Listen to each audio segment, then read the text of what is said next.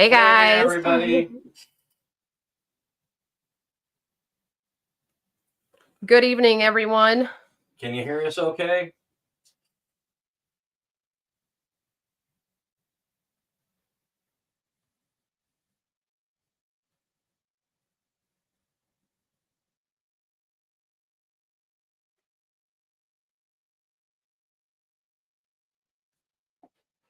Let us know if you guys can hear us. Hello. Hello, Max.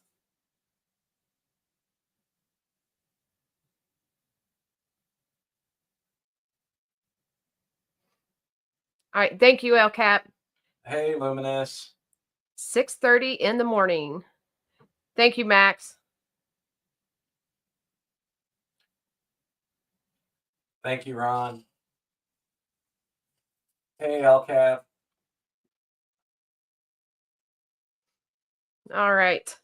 Yep. We're running just a little bit late tonight. As you can see, we're kind of like dressed up, which we normally wouldn't dress up. This is called fancy, Walmart fancy. We had a family Christmas party tonight. And so we just literally walked in the door and sat down. So this is what you get. So, and a quick Merry Christmas to everybody. Merry Happy Christmas. holidays. Yes.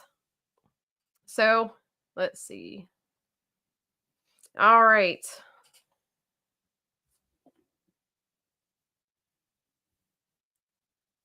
So how are you all doing? I don't know about you guys, but I ate way too much tonight. Oh, yeah. I actually had some fried catfish. I don't know if you guys like that or not. I love it, and I had way too much. Merry Christmas, Luminous. Yes, Jay, Walmart dress up. Otherwise, we're going to Walmart in our PJs. Well, I try not to, but still. And hello to all of our members. Yes. LCAP, Rolf, Jay. Let's see. I think we got Ron in here. Yep.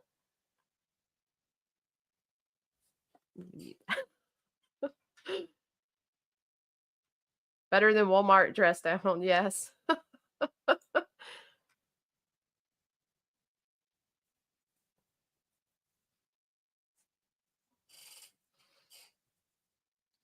All right. And just so you know, too, we've got all of our winners from the Christmas giveaway that we had.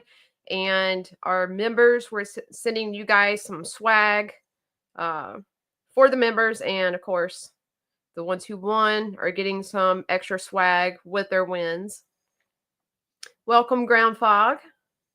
Hey, Ground Fog. Randy says, fried catfish is my favorite. See, I knew I'd have a friend in Randy. So, yes, definitely love the fried catfish. I think Marshall had fried chicken tenders. Yeah. Yeah. Luminous just woke up. Well, good morning to you, Luminous. Yes, it's bright and early where you're at. Yeah, so we have a lot to talk about tonight. We just wanted to hang out with you guys, kind of give you some updates on our ASGEIR. We actually have a discount for the ASGEIR we're going to be bringing up. But yeah, we just have a lot of information we want to share and catch up with y'all, see how you guys are doing. So we've got Marshall over here. He's working one computer. I'm over here working another. So if you see us keep turning away, that's why.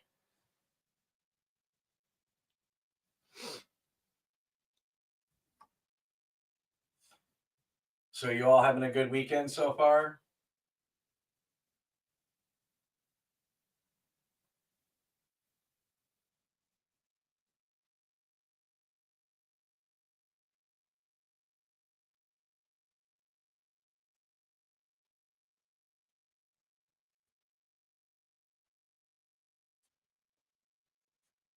Robert, I had to leave early yesterday. Sorry, y'all. Congrats to the winners. Completely understandable, Robert. Yeah, family always comes first. Rob says he hasn't so far has had an outstanding weekend. Awesome. It's been a pretty good one here too. Yep, we've had a great weekend thus far. Got to spend time with extended family tonight. I love my extended family dearly, so it's always great spending time with them and um, getting to get some hugs in and whatnot. But so yeah, what did you have? Your knife that you had? The one that I brought? Yeah. Oh, I don't have it in here. I got to grab it. Oh, he's got to grab it. Yeah, we're kind of like running a little bit behind because, like I said, we just came in the door and jumped on here with you guys.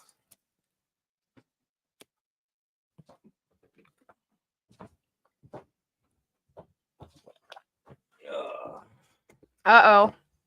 Jay says, I will let you know after the Bills game tomorrow.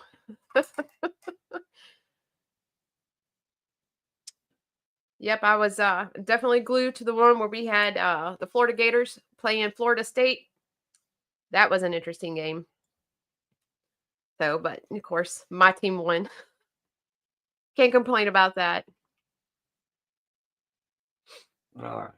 So yeah, one of the knives. I didn't bring many knives on my trip out here, but one I brought to show off out here is the Reich knife lamella.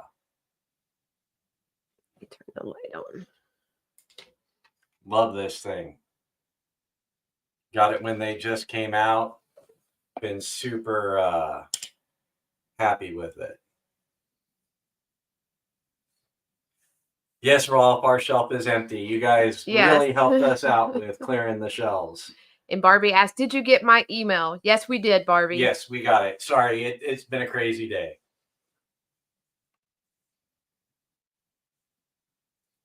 Yep, Rolf and Luminous talking about our empty shelves. Yeah. Oh, yes, this thing, if you're not careful, it will take a finger right off. But I like it because the design is so clean. You can only see one screw on the whole knife, and that's the screw holding the thumb studs on.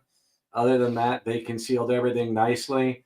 And this is the first generation that doesn't have the visible switch back here to remove the shell for the back of it. You still got to go inside here and activate it from there to take the back strap off. But yeah, it's definitely a guillotine.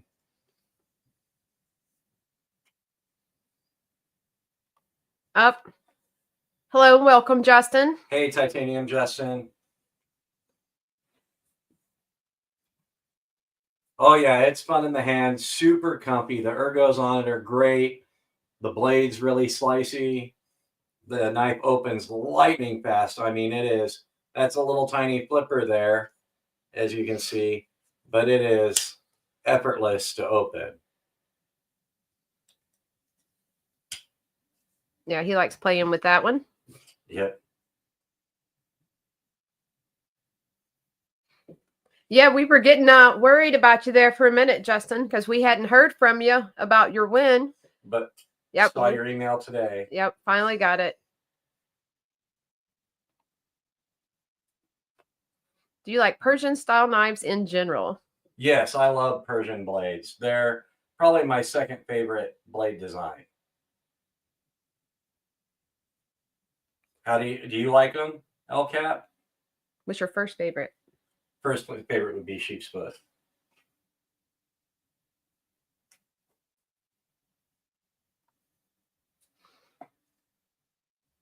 Robert says he's not much of a flipper tab guy.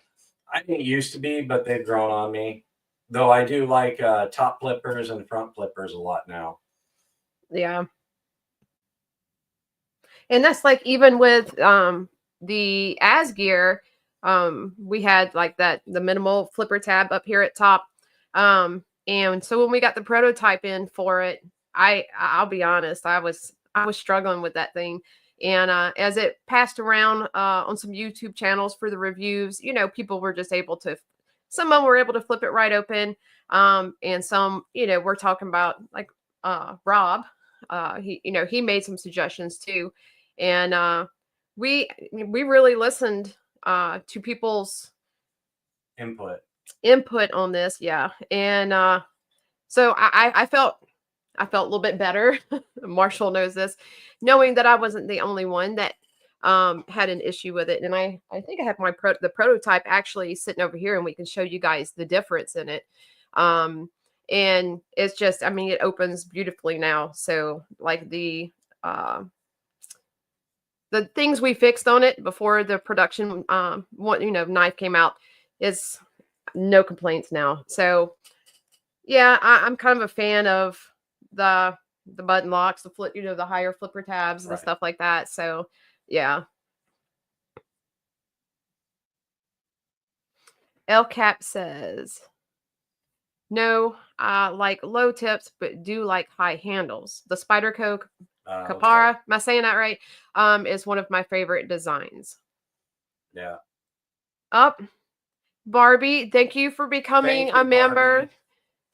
Okay, Barbie, you need to help me out with this. I've been having several talks with Marshall about when we get new members. Nope.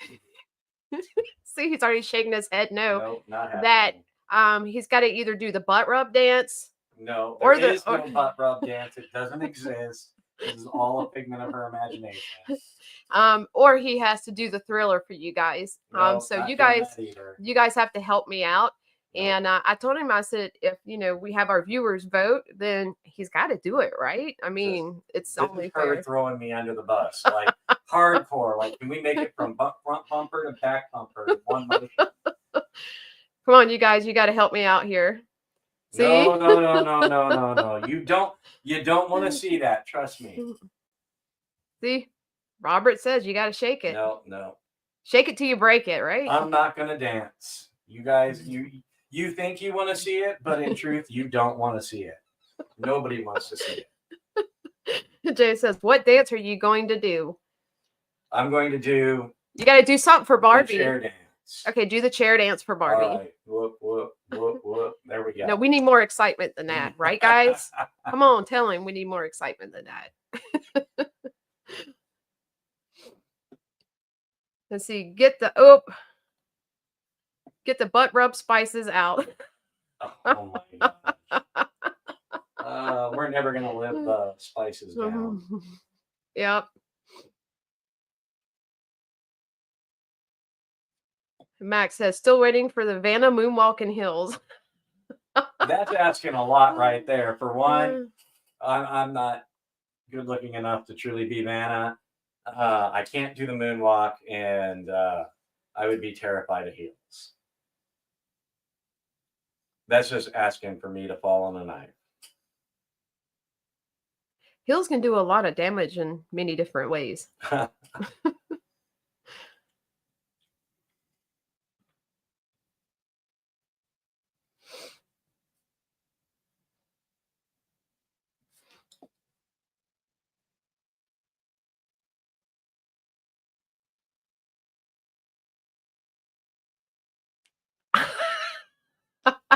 Robert, y'all know how to make a man blush. Marshall turned the color of the YouTube play button. Oh. Yep. See, Max is right. He said it would be a good watch, though. You're not convincing me. I'm not doing that. Aw. See, we need Marshall to be a good sport. We need less embarrassing things for you to be a good sport. We could just get a gong and have you just hit it, and then they dance afterwards. All this dancing. I got 2 left feet.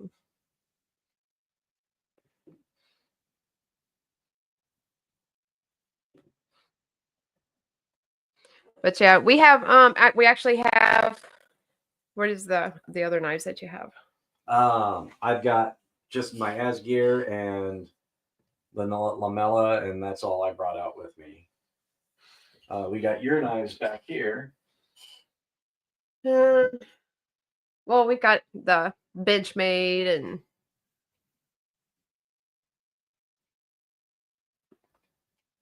I can do the sunwalk. Titanium Justin, how many knives have you designed? Oh, that's a good subject for Marshall. Well, in my career, I've designed a lot.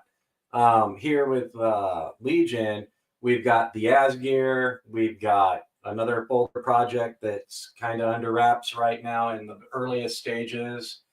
We got another folder idea that we worked some of the design out on. And then we've designed 2 fixed blades, and we're working on more fixed blades to go with it. So for Legion Steel, we've got 5 designs total, but we've only released 1. And we might here right after the first of the year start teasing a second design here and there. But that's all we've got with Legion. In the past, I've got 3 designs that have been done by manufacturers, and then for my handmaids, I've got probably about 20 or 30 different designs I've done over the years. And then I have a couple of designs that I did for shielded knives, but those never made it to production because myself and shielded, we had different ideas of what the finished product should be.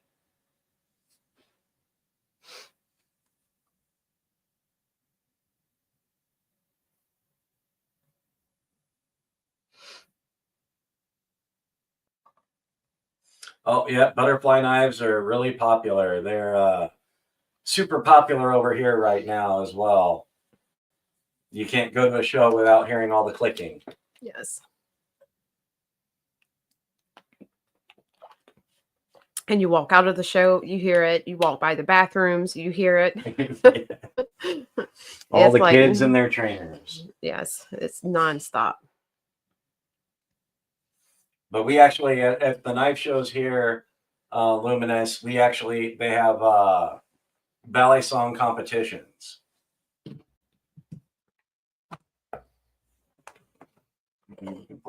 What you did with my book?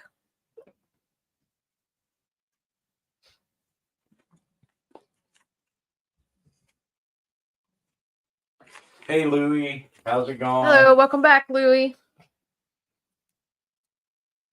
Hopefully we didn't miss anyone.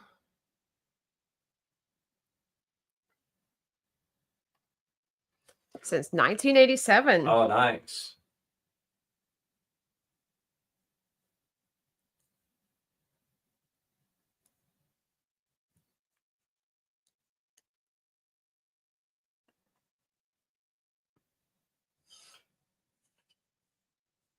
So one thing I want to do on this live, we've got someone in the chat here who discovered our brand, maybe 2 months ago? About that, yeah. Yeah, about 2 months ago, someone here in this chat discovered our brand and instantaneously went nuts, sharing our posts to their stories on Instagram and just kind of bragging us up, asking lots of questions, trying to get to know about the company. And that is Titanium Justin. And thank you to Titanium Justin. We really appreciate that. And what we want to do is we're going to probably hop over here in a minute and show off your channel. So if anybody here isn't following you or subbed to you, we can maybe drive some subs your way, grow your following a bit.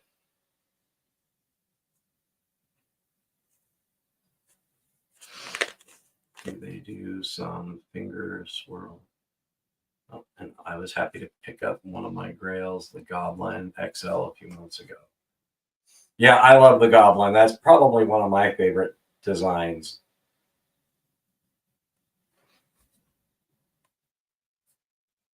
Hello, Louie. And I'm going to go over here I'm going to pull up YouTube. I'm going to start pulling up you guys' channels. So if you have a channel that you would like us to look at and whatnot and bring up on the screen, just regardless, shout out and I'll pull it up. Let's see. We're going to go to Justin's first.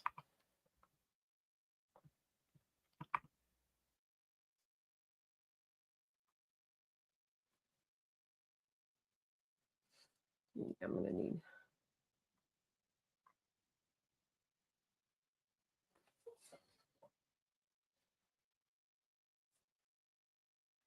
Oh.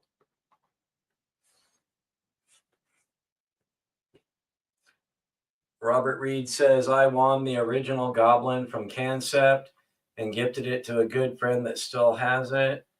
And he had to get the XL. Yep.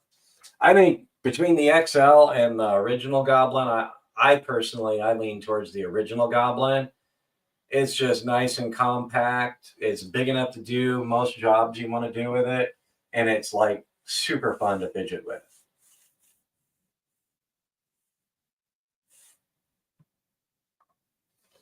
Welcome, Dan Stan. Hey, Dan Stan, how's it going?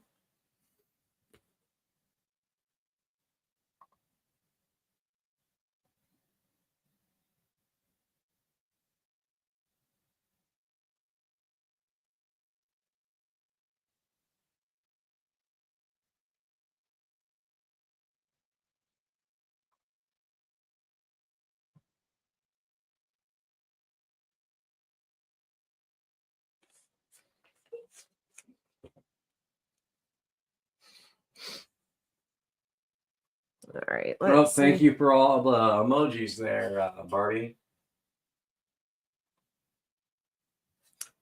Maximus Smith. My missus says I should make a channel for camping and stuff like that, but I find it hard talking in the videos. Yes, she could tell you stories about the behind the scenes when this channel started. Oh boy. Oh, yes. I was not naturally inclined to being on video. It's been a fun journey, though. I mean, it's to get to the point where Marshall was pretty much staring at the camera like a deer in the headlights, being able to just talk naturally. I mean, yeah, he's come a long way. He does great now. Oh, I mean, yeah, in the beginning, it was more like I would just sit there,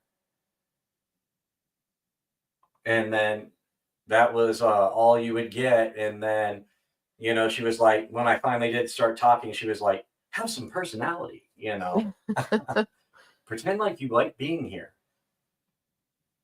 Yep. All right, I am going to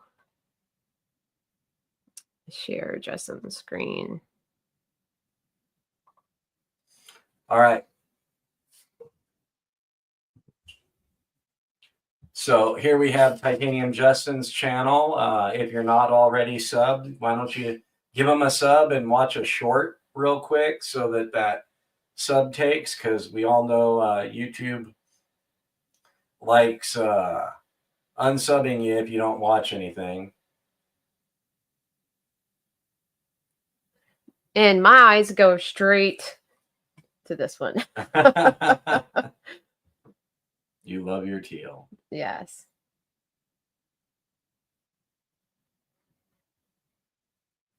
And he's got his Vivian there. Microtech. Yep. There's Kershaw. Concept. Let's go check this one out.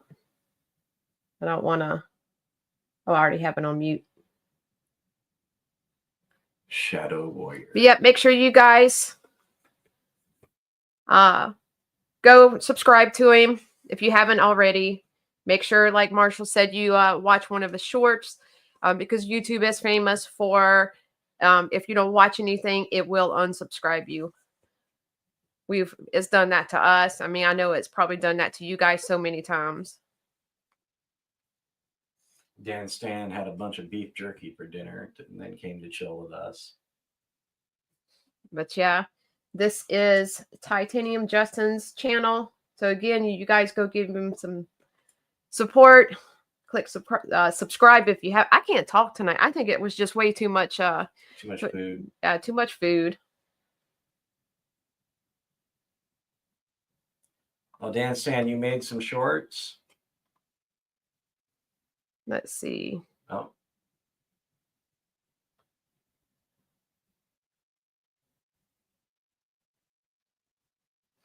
Rolf says, to be fair, personally is key. Yeah, we're not trying to be fake. We're just ourselves. Basically, is what you see is what you get. We make mistakes. Um, nowhere near perfect. Don't try to be, and that's just us. Yep.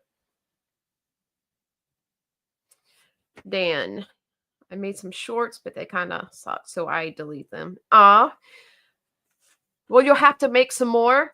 Even if it's just quick review on a knife that you got in or whatever. Yeah, I mean, we love to watch those things. I mean, sometimes we'll sit here and watch shorts from you guys all the time. And let's see, who else?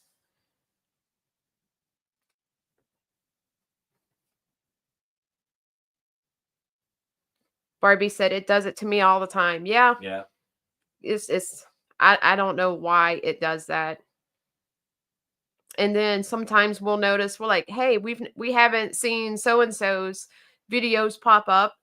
We haven't got any notifications for them because when we subscribe to you guys' channels, we turn our notification bell on and everything because we want to support you guys. And we're like, hey, we so and so hasn't been making any videos that we know. We go and look and we're unsubscribed. So Yep. It's happened quite a few times.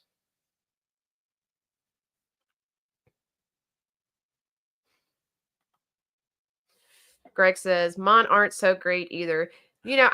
One thing which, we already know that we're our own worst critics. But one thing I've learned from having my own channel is, again, we're going to be so hypercritical of our own work.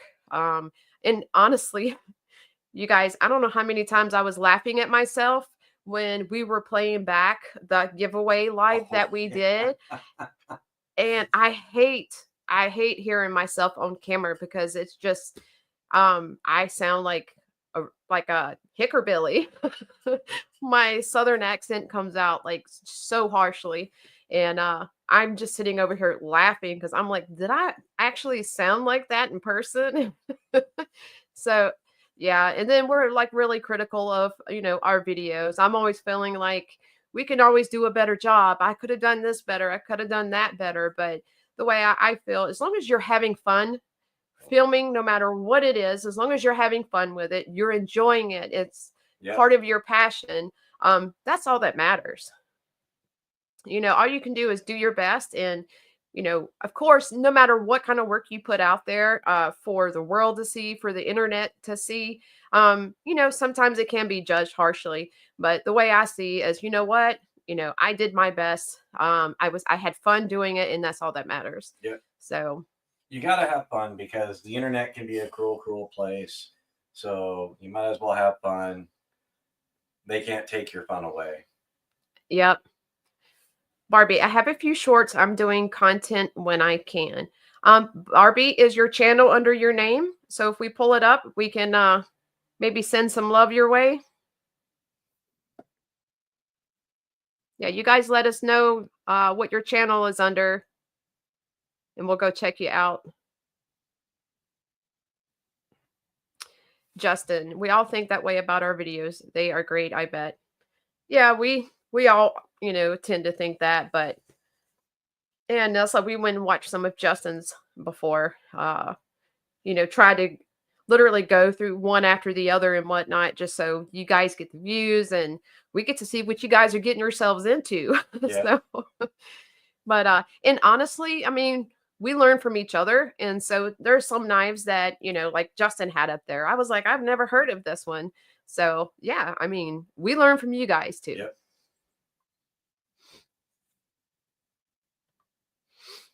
Robert Reed, will you ever offer custom work on your production blades?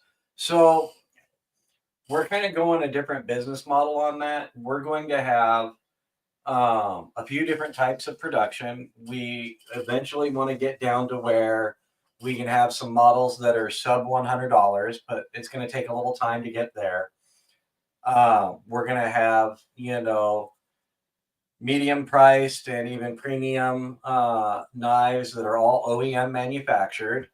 And then we're going to be doing in-house knives as well. Once I get moved here to Mississippi and we get the shop set up, we're going to have our own line of fixed blades that are made in-house. And with that, we're going to be also offering some, those will be really small production runs, maybe 50 pieces at a time. And then we can change things up, like the handle materials between runs. And then we're also going to offer one-of-a-kind pieces. So there will be some full-on custom knives under Legion Steel where you can pick up a one-of-a-kind knife. These, of course, will be at a much higher price point. They'll be priced comparably to your typical custom knife because, you know, there's a lot of engineering that goes into a knife. And when we're doing it for just a single one, there's some trial and error involved with manufacturing. It's a slower process. You've got to kind of work everything out as you go, so it takes a little longer. But yeah, we'll have custom blades through Legion Steel. But as far as like hand making a version of, like, say, hand making an ASGEIR, it's not really a financially feasible thing. I'm watching to go back and, you know, reinvent the wheel, because the dimensions would vary slightly. You know, it wouldn't be the same knife because we're starting from the ground up again to be able to hand make them.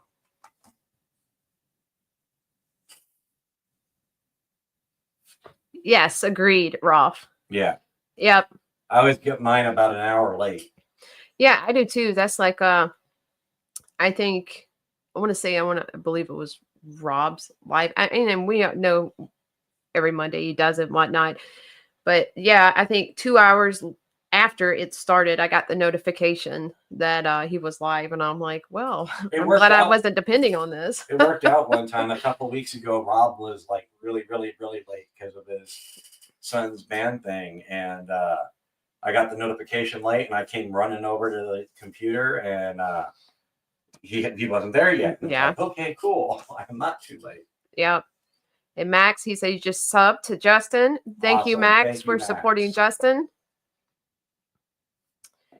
Greg, I just bought clippable light. Oh, just brought clippable light downstairs that also has phone holder, so I can do some vids on slip joints. I have so far all my vids are one-hand knives, so I can also hold phone. Yes. Yeah, we definitely sometimes it can be a juggling event. Oh yeah. And true again, Greg. Yeah, the more you post, the more you kind of figure out what works for you. And it's like what Marshall and I always say is we want to do what we're gonna have fun with. Do what we like. And you're gonna have some that I don't want to say copying, but kind of doing the same format. And I don't know, we just like to be a little bit different. Do the things that, like I said, that we have fun with, and what works for us. You just got to figure out what works for you. Yep. Barbie, you sound great on here. Thank you, Barbie. I remember some of you are probably not as old as me, but I remember back in the day when we had cassette tapes to record our jams off of the radio with and everything, and we just thought we were the coolest thing because we could have all of our favorite tunes on one cassette tape, and sometimes would record ourselves and whatnot. And when you played that back, yeah, I was just like, who is that even talking? So yeah, it's still kind of comical to this day. Back in the day, I could never listen to my own answering machine recording. Yes. Greg, I'm still figuring out what all the filters and buttons do. Yeah, that takes a little bit of time to figure out. But once you do, you become a pro at it. For me, it's easy because when I don't know what something does, I just hand it to her and I'm like, what does this do? And then she explains it to me. Max, my Mrs. does loads of TikTok videos. I stay out of the way. Yep. Well, you'll have to shoot us an email. I don't, I know like some people like to remain private, but if she doesn't mind you sharing, who she is on TikTok, then we both have TikTok and would be more than happy to follow her. So, and Greg says Barbie has some good vids. Watched Snowman one today. Okay, let's go look up Barbie and share her page. All right. I don't want to get lost in. Randy said he just subbed to Justin and Greg. Thank you for subbing, Randy. I love that you guys are supporting each other. Let me go pull up Greg.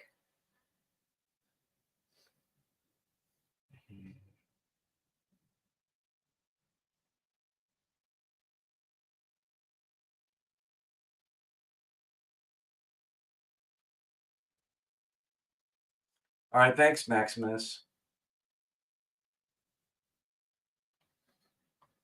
Yeah, Robert, I've seen your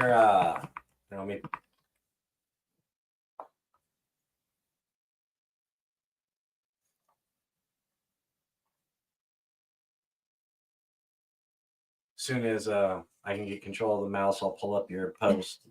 Which one? Robert. Roberts? Yeah. Oh, okay. Yeah, Robert, I've seen your lives in the various groups over the years. It's always fun to watch. I don't usually chime in because for the longest time I always had my hands busy working in the shop. All right. All right, y'all. We have Greg Vanderlip's YouTube channel here. I will post. Let me go post this in the chat. Good evening, Michael up church.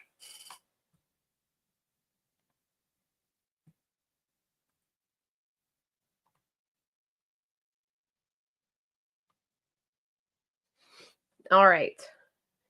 Do you guys go and give Greg a sub? I see some of you already have. Let's see. He is at 67 right now. So hopefully he moves up rather quickly. He's got some shorts on here. Look, being so I love that. Just being yourself. That's what matters. And he's talking about his giveaway from Titanium Justin.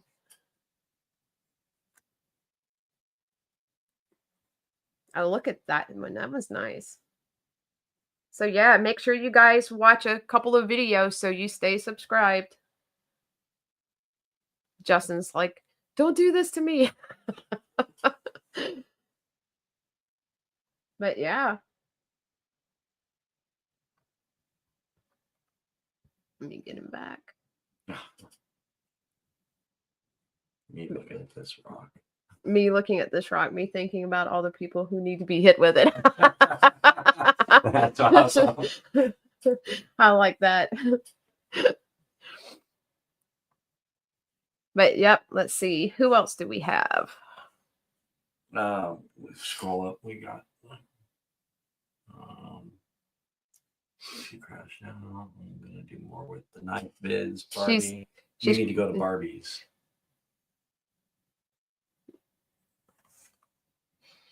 Barbie says, I'm going to do more knife vids. All right, let me go to hers.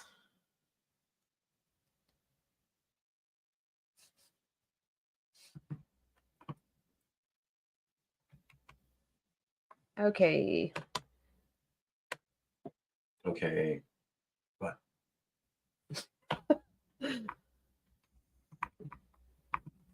Luminous. Those old days, cassettes and stuff are gold. Mm-hmm. Now these apps and streaming services don't give you those vibes. No, it's not the same. But in some ways, I think it's better. In other ways, there's a nice nostalgia to the way it used to be with cassettes. But, we can do a lot more now than we could back then. Like now you can get an app with an AI voice and actually make yourself sound good.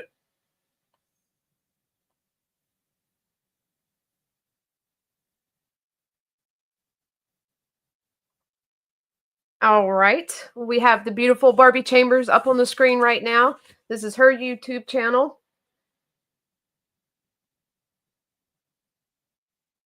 She's got some pretty awesome, these are shorts. Yep, they're shorts.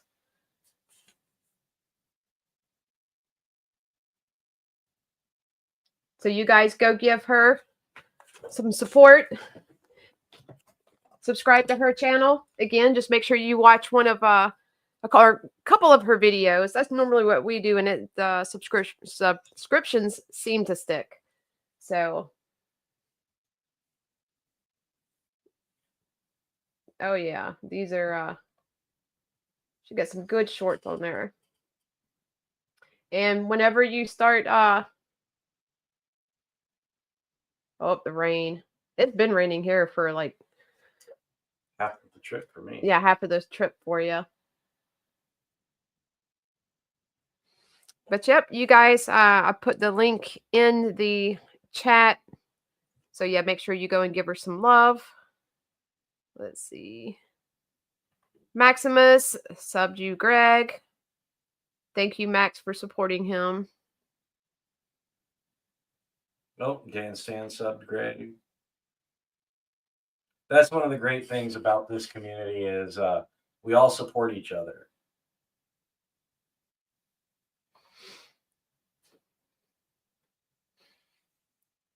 Robert Reed, I thought about doing the whole YouTube thing as I don't mind going live, but I have done a bunch of giveaways and fundraisers, just not sure about the YouTube thing. LOL. Yeah. It's big because you can draw on a big audience. And unlike being like in a Facebook group where, yeah, of course you're going to get people you don't know that watch, you're still limited to the members of the group. So YouTube's a little bit more intimidating because anybody with the internet can come see on YouTube, and that can be a daunting thought at times. But in reality, once you get going, it gets easier each time. Dan, I thought I subbed to Greg before too. Yeah, we have subbed to Greg before, and like many others, and you just go back and discover you're no longer subscribed. So yeah, it's YouTube doing its thing. Randy said he subbed to Luminous. Yep, that's right. Luminous has the channel.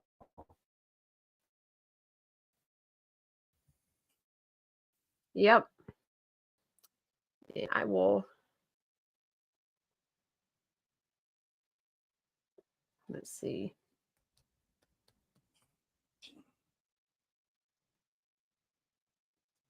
All right. I guess Marshall's pulling them up. So we will see if he can get him up there.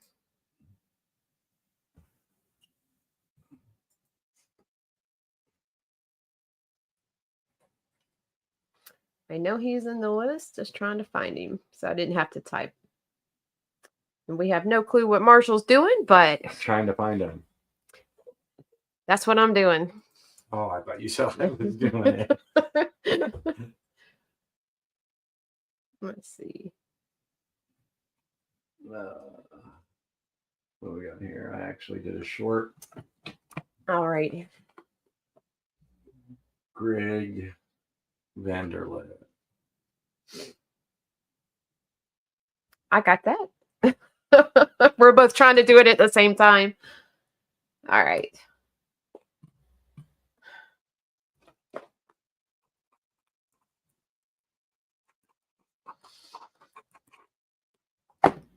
All right. Let's see. Robert Reed. I thought about doing the whole YouTube thing. Okay, read that one. Let me scroll over here. Let's see. Greg, I actually did a short on my Kershaw leak today because of us talking about it in the live stream in between the rub talks. Oh, that's awesome. Yeah, those rub talks, everybody around here has been talking about them since the live stream the other night.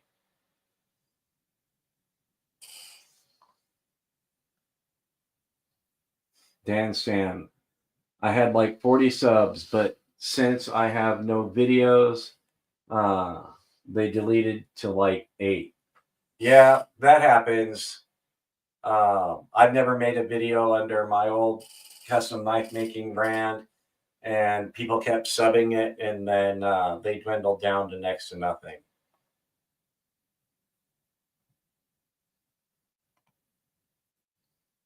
All right, Luminous says YouTube is deleting inactive subs, like if accounts are inactive. Yeah, that will happen too. And you guys, we have Luminous up here on the screen. This is his channel. Let's see. He has some great shorts on there. Looks like some fun games.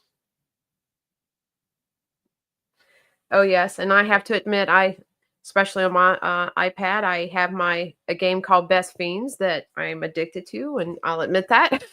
She even got me playing. Yes. But you guys go and show Luminous some love. I will put the link in the chat. Okay.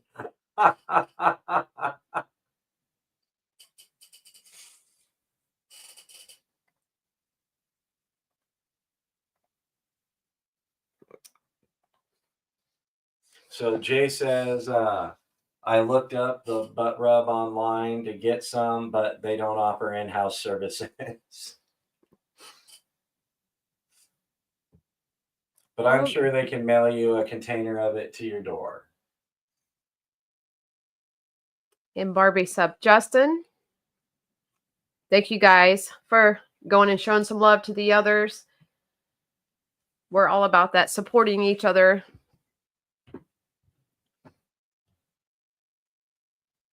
Let's see. Let me.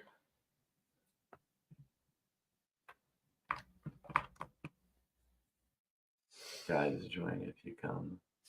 Name of Honor, Kings iOS and Android. That's Luminous.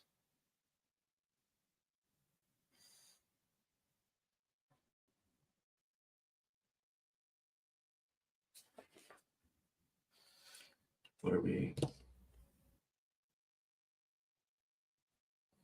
Let's see. That's not.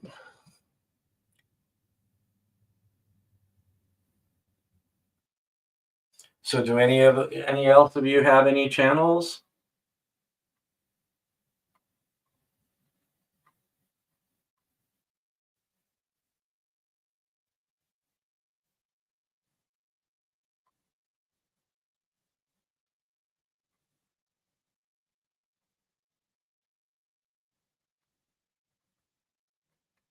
All right, Dan, do you still have your channel? I'm looking for yours. Let me see. Let me if I can pull up through. Where is Dan?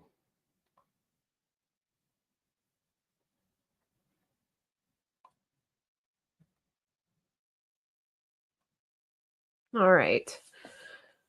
I gotta go. My battery is dying. All right, Randy. All right, Randy. Have a great weekend. Thank you for coming by.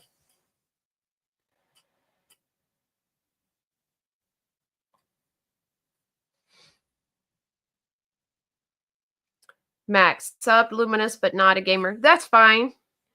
You don't have to be. Sometimes it's just nice to support people. You know, YouTube can be a tough world to try and get noticed in. So I know pretty much every creator hopes or is happy with whatever help they can get, because there's a lot of people out here that are creating content.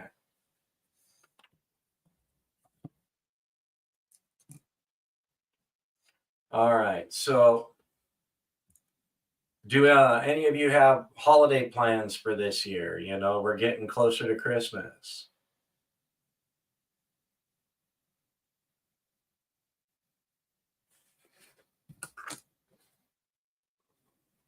I know I'm going to be spending the time. My oldest son is going to be coming in from another state. He's going to be coming in for a while. My daughter, she's working in another state. So we're going to get to spend some time with family and just relax and enjoy each other's company. Oh, and Ron Crow has a channel.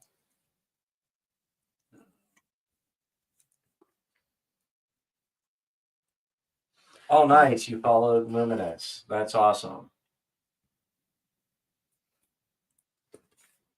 All right.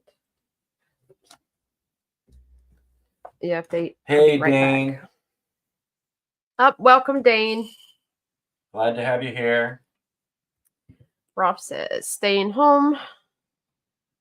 Have the kids and grandkids over for Christmas. Yep. Same here. Just enjoying the comforts at home, not having to travel for a bit. All right, I'll be right back. All right. If you would write Ron's name, so I can pull him up. Okay.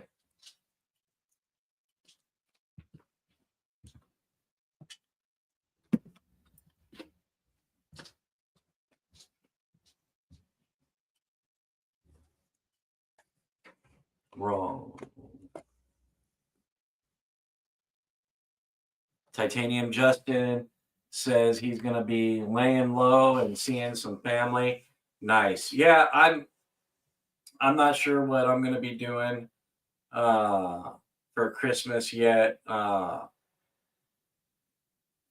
With my family, we tend to often do Christmas not on Christmas Day because it's hard for everybody to get together all on one day. There's so many different family members people want to see.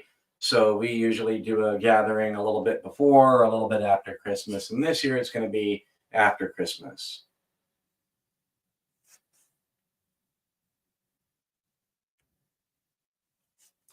Max Smith says was meant to drive to Norfolk to Devon, about 6-hour drive. But my missus is really, really ill, so we can't. Oh, I'm sorry to hear that. Yeah, you need to take care of her. She doesn't need to be out in the weather or on any trips. 6 hours would probably be a really hard drive if you're not feeling well.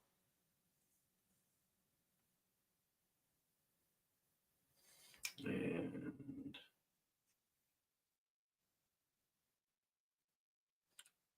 oh yeah, Barbie. Spending time with grandkids is always good. I'm not a grandfather yet, but my son keeps threatening to make me one, so I might be here in the not so distant future. Kind of a weird feeling, but I know it's bound to happen at some point.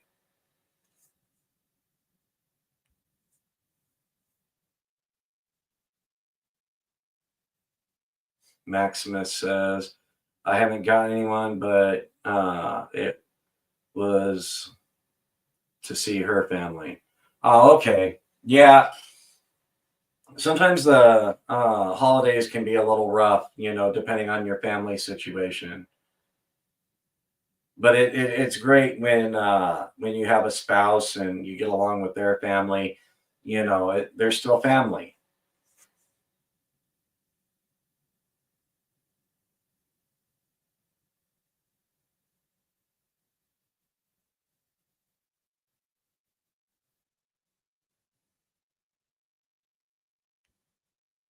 And Barbie says, Wolf and I have 6 grandchildren. Wow, that's cool. Yeah, that would be a lot for me, 6. But I just have one son, so it'll come in time, and I don't know that he wants to have 6 children.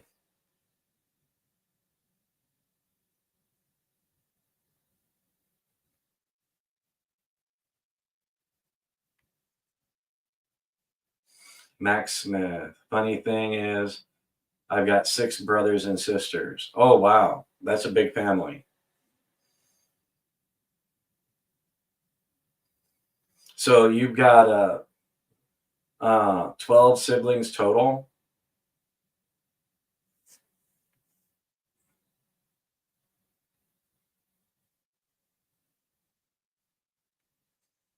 Yeah, we've got one Viking shirt back here. You can get these in our merch store. You can usually find them right under any of our videos. And You can order them in the size you need. We've also got our Stay Sharp shirt back here. Plus, we have, other shirt designs. We've got a couple United We Stand shirts, and we've also got our newest shirt, one of Marissa's favorites, which has got the Viking warrior on it with a big glorious beard, and it says, "Touch my beard and call me pretty."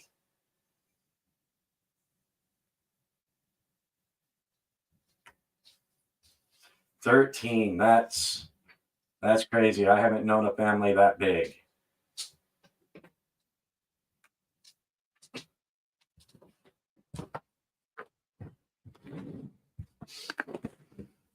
I am back. Welcome back. Thank you. Rolf says, great, thumbs up. I need more Viking shirts. Well, we've got a couple you can choose from. We also do hoodies and long sleeve tees. We've got a nice assortment in our shop, and you might want to check it out. I'll show you guys the website really quick. Oh. And we've got a special guest. Yes, we have a special guest in here with us that Kate decided to come visit. Yes. My dog, Jojo. All right, this is our website. You can, at the top of the menu, you can click Shop Knives, Shop Gear. If you go to Shop Gear, you'll see all of our designs. We have everything from caps and hats, backpacks and bags, mugs and drinkware, stickers.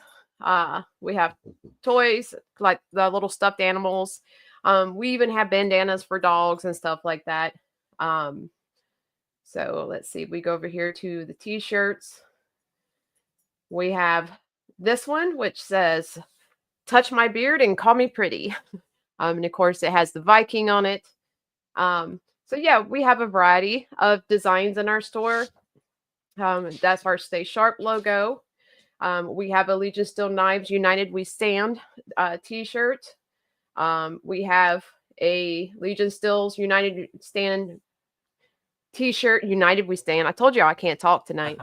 So, and we have, our usual Viking shirt, and it comes in other colors than just black and whatnot. So you guys can check those out. And sometimes there's a lot of special discounts on the site. So that way you're not getting them at, full price. It's either sometimes it's free shipping, sometimes it's 30% off and whatnot. So, but yeah, we have a variety. And we also have hoodies and long sleeves and whatnot. So let's see. Also, we have a special link on our website. It's called the Knife Hub. And if you go click on that, let it load for a second.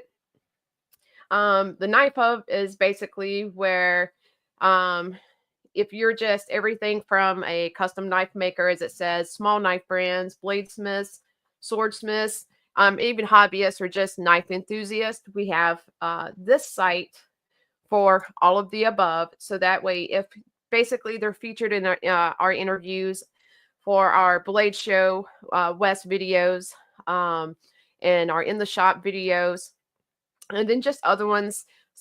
We have them all listed here. So you can actually go to them. That's like, let's see, we did Trevor. He's with Apple Valley Forge. You can just basically click on his link and it will take you, it'll give you like a little bit of information on the person, whether it's a small knife brand or whether they're a custom knife maker, bladesmith, whatnot. That's his In the Shop video we did with him. But it, you can just go check it out. It just gives you information about the knife maker or the company or whatnot, the knives that they make, and their prices and whatnot. And then you have the option to buy their knives if you choose to. Some of them, the links will take you directly to their website, so you can pay for it how they choose. Or sometimes their knives are listed on in our store, so you can just click the buy now and go straight there and buy it if you chose to.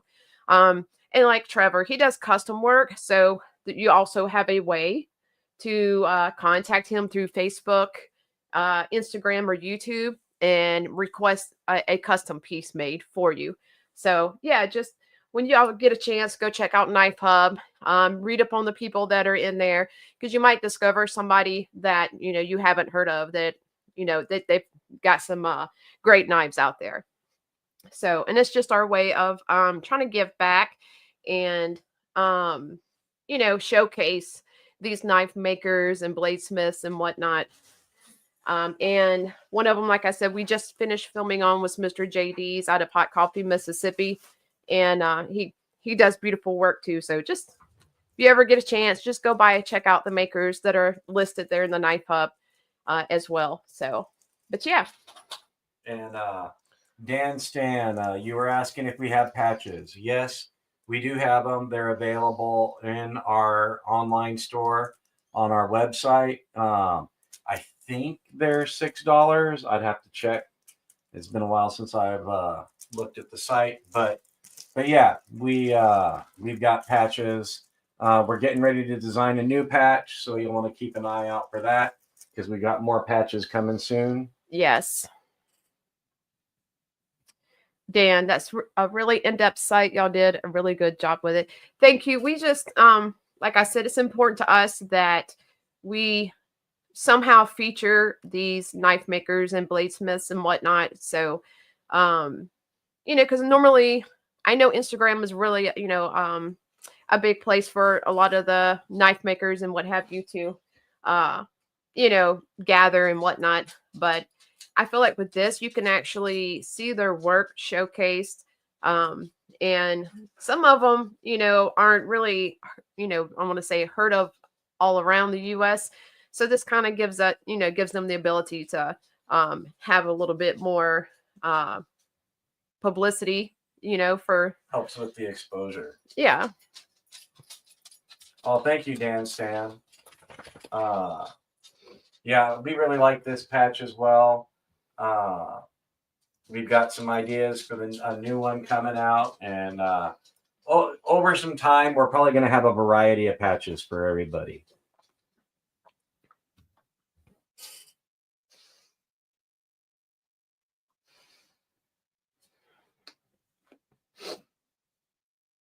The patch that he just showed, I believe Barbie's going to be getting one, isn't she? Yeah. You have one coming in your package. Yep. Everybody that won in our giveaway, they got the item that they won.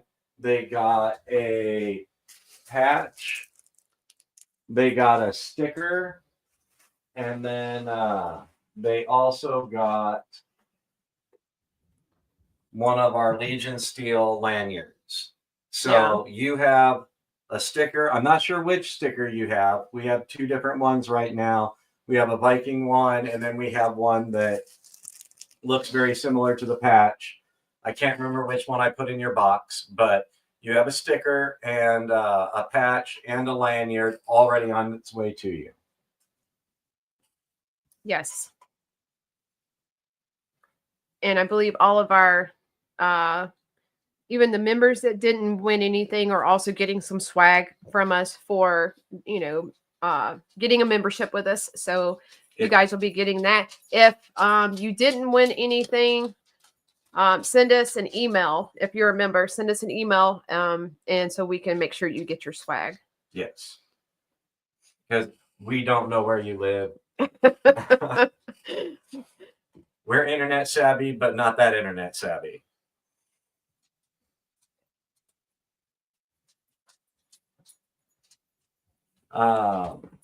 Titanium Justin, those HTS are awesome.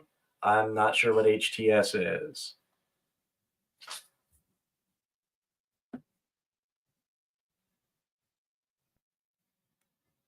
Huh. Max deciding what rucksack to put them on. Oh, yeah. Nice. Well, we're honored that you're putting them on your rucksacks. I will email eventually, as our postal is still on strike. Oh, wow. Okay. All right. And Barbie says Rolf's address is the same as mine. Okay. We'll make sure Rolf gets his too. Let's see. As we get a little closer to Christmas, sometimes just please be a little patient because sometimes the mail slows down. So it could take just a little bit longer than normal for some things to get out to you. We are currently, we're either at or near the cutoff date that the post office gives for guaranteeing delivery in time for Christmas. Yes. Always a great time of year with mail getting where it needs to go. Yeah. In time.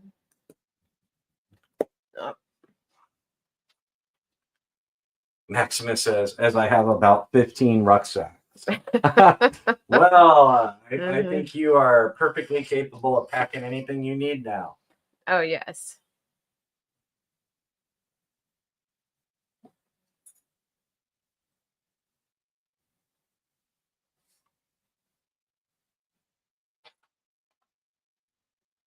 Dan's.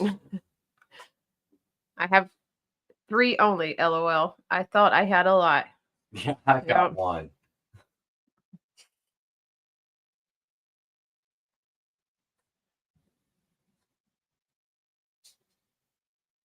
Oh, wow. Did not know that. Wow.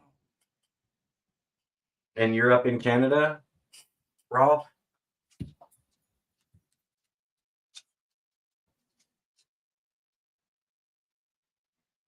I didn't think so.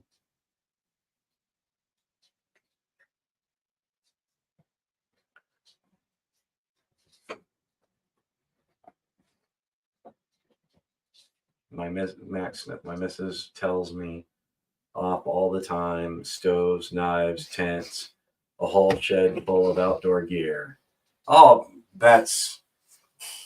you got to have that stuff. It's just fun.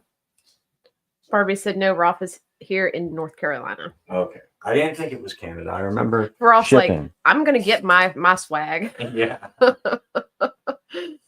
Oh, titanium Justin meant hats. Yeah, right now we're still working on new hat designs. What you saw me wearing in the live, that's just a hat with a Velcro patch on it. I put one of our patches on there. We've got our hats in our online store that are printed with the Viking logo. And I can't remember, do we have another logo on them? Or is it just the Viking? It's just the Viking for right now. Yeah. And then we have the hats that have the Velcro where you can put one of our patches on, or you can switch it out whatever patch you want. But we'd prefer you wear our patch because we're cooler. Yeah. So I'm kidding. We're entitled to a little bit of vanity here. Yeah. Robin Odom says, "Hey, cuz. Hey, cousin. You guys, everybody say hello to Robin. That's one of my favoriteest cousins. She was at the family Christmas party that we had tonight. Yep. Y'all say, hey, Robin." I see Robin finally made it home safely. Dan, what state are you guys out of? I am out of Mississippi. And I'm currently out of California. That is changing in the next year. The company is a Mississippi company.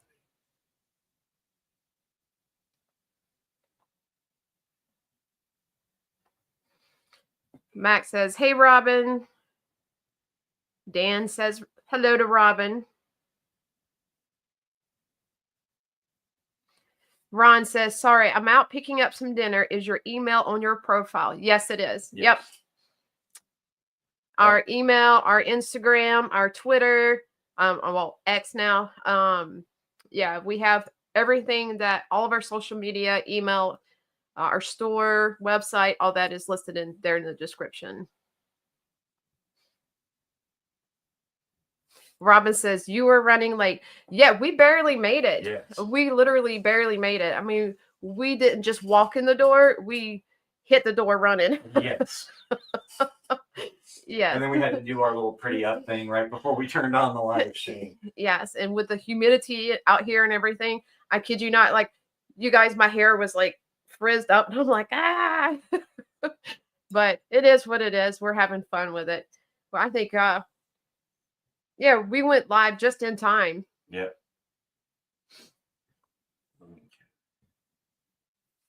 Rolf says, what part of Cali? SoCal? Yes, SoCal. So I'm from the Mojave Desert. So I'm right there in that no man's land between Los Angeles, California, and Las Vegas, Nevada. It's about the same drive either way. Barbie says, I'm a born Jersey girl, but been in North Carolina for 18 years. Oh, that's cool. I was born in New Jersey, but I was only there for a year. Max. The door almost came off of its hinges. Yeah, pretty much. We were moving pretty fast. Yeah. Oh yeah. And Robin said that she subbed. Thank you, Robin. Thank you, Robin. Family is a great thing, isn't it? Robin is awesome. And when I left a while ago, I actually had to go get me some more sweet tea. I don't know if you guys are a big fan of sweet tea. I actually like to have some sugar with my tea. So yeah, I have to stay stocked with this.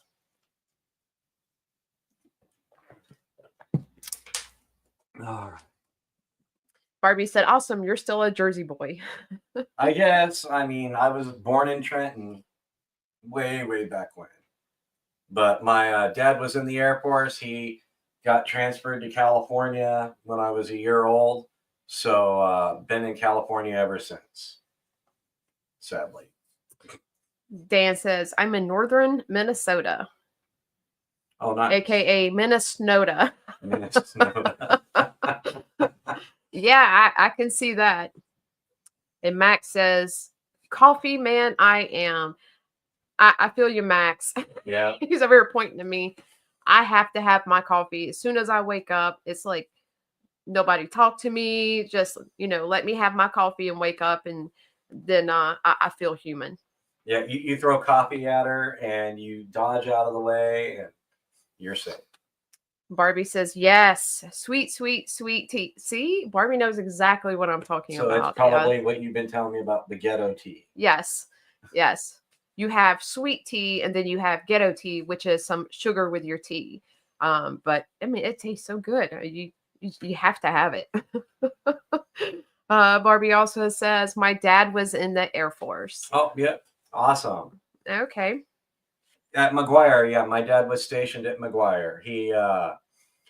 He was part of Military Airlift Command, and during the Vietnam War, he was in a cargo plane running between New Jersey and Thule, Greenland.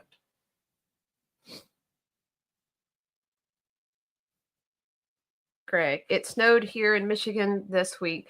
Well, you guys who are in the upper northern states who get all that snow, y'all can get it and just let me know how it goes. I do know that we have like an extreme cold front that's supposed to be coming through this week. So we might have the possibility of some snow here, but we'll see. I'll let you guys know. You'll hear me complain about it. With how cold it was last week, I was surprised there wasn't any snow. Yes.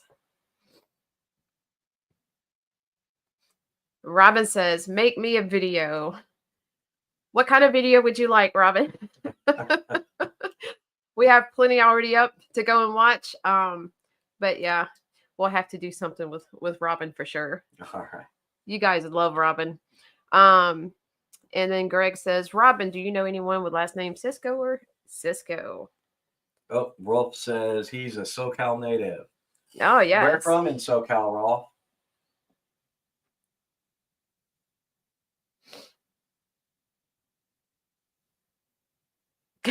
Max.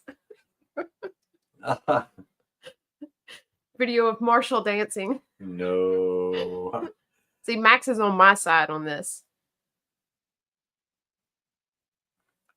Max, was Navy and mine was Navy and on the original Art Royal ship. Oh, wow. Oh, cool. Oh, yeah. And Ron Crow was Air Force 9 years. That's awesome. My dad was Air Force. My son, he's in the Air Force right now. I don't know exactly where he's stationed with the status of the world right now. I know I've been concerned and praying for him because. Oh, almost lost this. Oh, yes, Ron. And thank you for your service, yes, Ron. Thank you for your service.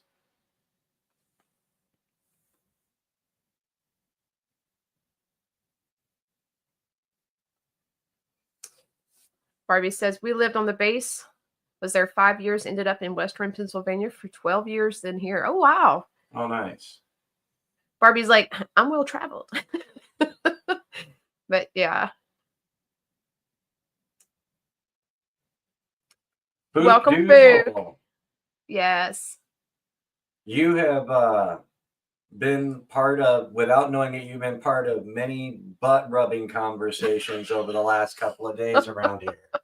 And it has all been followed up with smiles.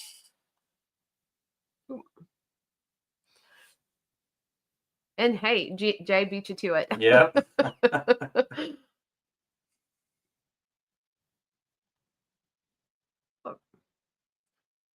My dad was a Navy cook. I'm a bum. My dad was in the Navy too. He was on the USS Yorktown. He was a quartermaster.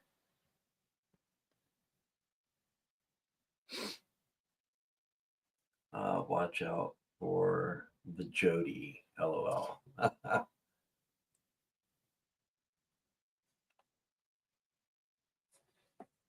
Ron Crow. I was stationed in England, Texas, and Germany. Very nice. Yeah, my dad was just McGuire in New Jersey, and then Travis Air Force Base in California. Greg. Oh,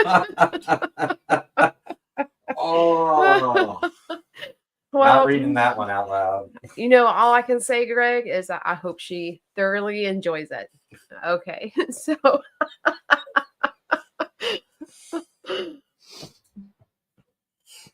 let's see.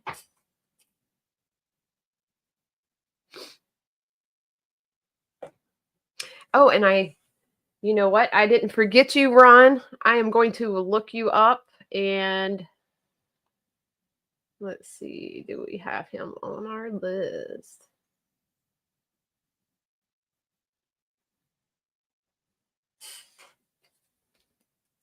And Barbie says, made a pork butt today.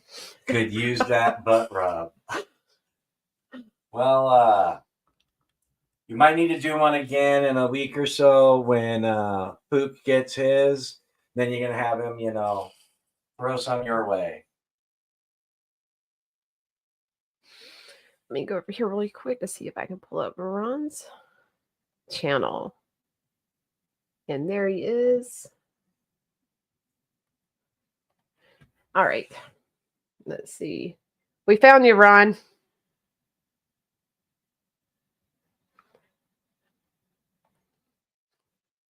Hey, Splitting. Welcome back. Hey, Splitting Slices.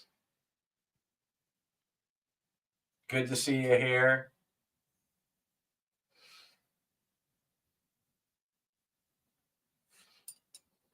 All right, let me.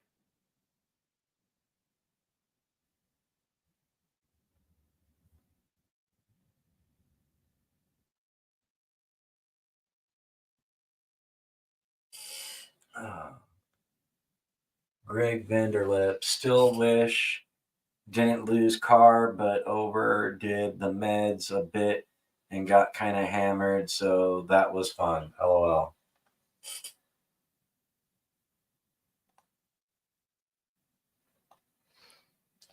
And then the link I just put in there is to Ron Crow's channel. Let's have a look at him really quick.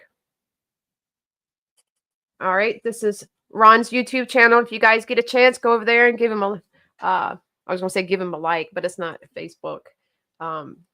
So yeah, subscribe. We got almost enough. Let's see if we can get him a little closer to 100 subs.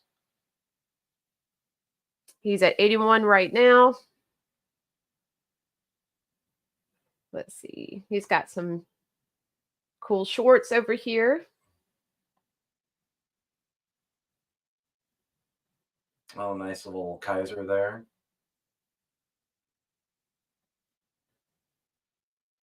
So yeah, you guys go check him out.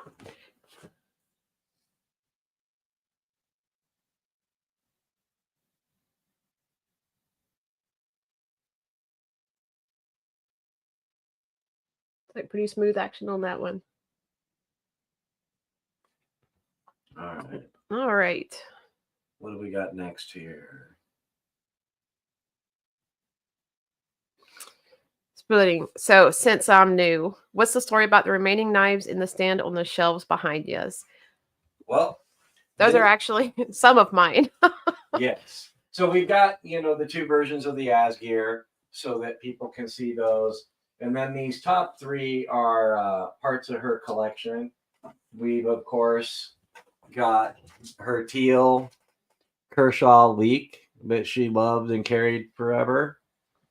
This one's got the aluminum scales rather than the stainless steel. So it's got steel liners in there. And, snappy little action. And this was her baby for a while. Then we have, following with the teal theme, we have the Concept Reverie with the Damascus blade, titanium bolsters, titanium backspacer with lanyard pin, a milled and bent titanium clip with the teal G10. And this one, of course, is a top flipper. This is the Justin Lindquist design. Very known for this super minimalist top flipper here. Barbie says she loves me some teal on steel. Oh, yes. That I agree with. And Greg says he's going to watch a few vids and comment, be right back.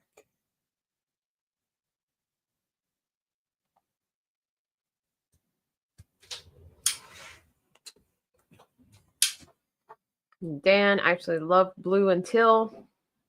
Oh, yes. And then this last one up here, I can't remember the model on this one. But this is one of the Benchmade Gold series. It's got the white or the ivory colored Damascus style micarta on it, aluminum handles, and then Damasteel blade. This has got the axis lock with a spring assist. And if you look on this side here, you've got a safety that engages in both the open locked position and in the closed position so that you can't accidentally fire it in your pocket.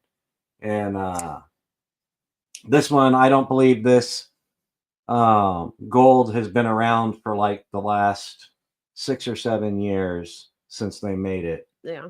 But it's a nice little knife, scary sharp with the Damasteel.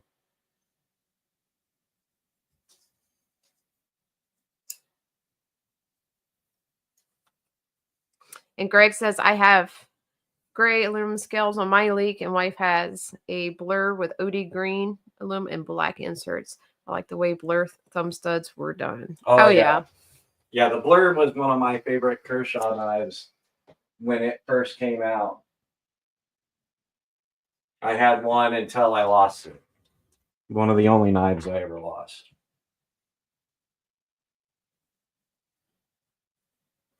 Boot Doozle. So did we already talk about the collapse of Crucible Industries? No, we haven't. I'm not sure what you mean by that. Did something happen with Crucible? I know they went through some changes a few years back and changed up, their outlets for selling steel and whatnot.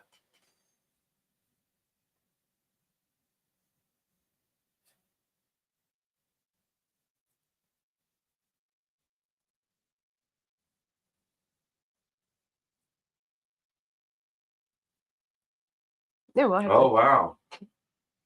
That's check crazy. into that. Yeah, definitely, because that could affect some of the steels on the market now. Yeah.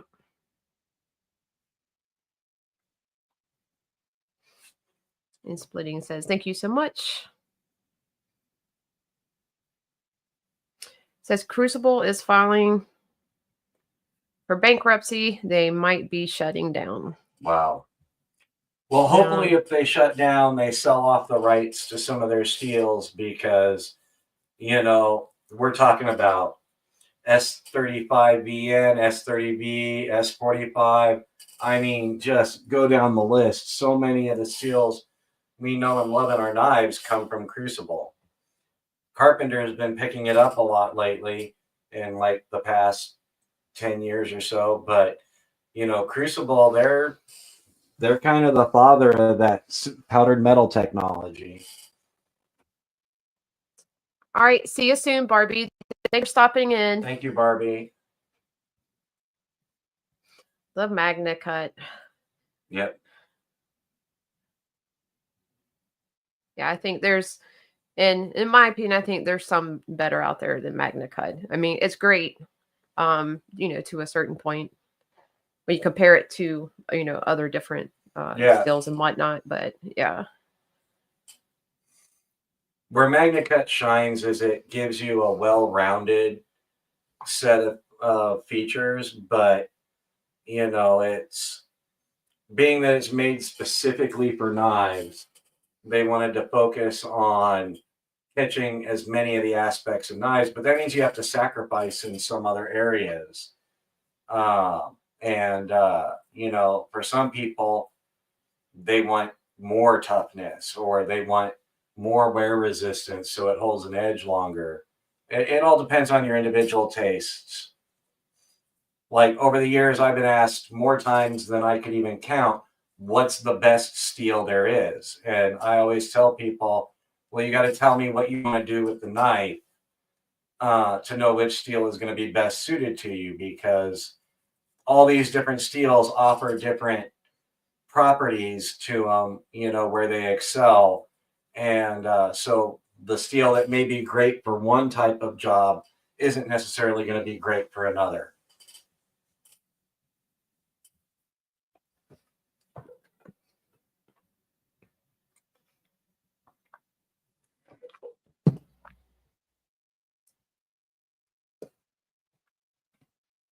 And I guess Angelo, he's not on tonight with us. But if you guys happen to see Angelo, today's his birthday. Yes. So we want to wish Angelo a happy birthday and a Merry Christmas, because anybody who's ever been born near Christmas knows that getting your birthday and Christmas close together, that had to be hard as a kid. Rob says, outstanding live, guys. Have a great weekend. You too, Rob. You too, Enjoy Rob. the rest of your weekend. Thank you for stopping in. Thank you. I'm going to do something here real quick. All right. Luminous says, I hope I get fluency like Ma'am Marissa's voice. You just might not want to pick up my accent. Yes, and happy birthday to Angelo.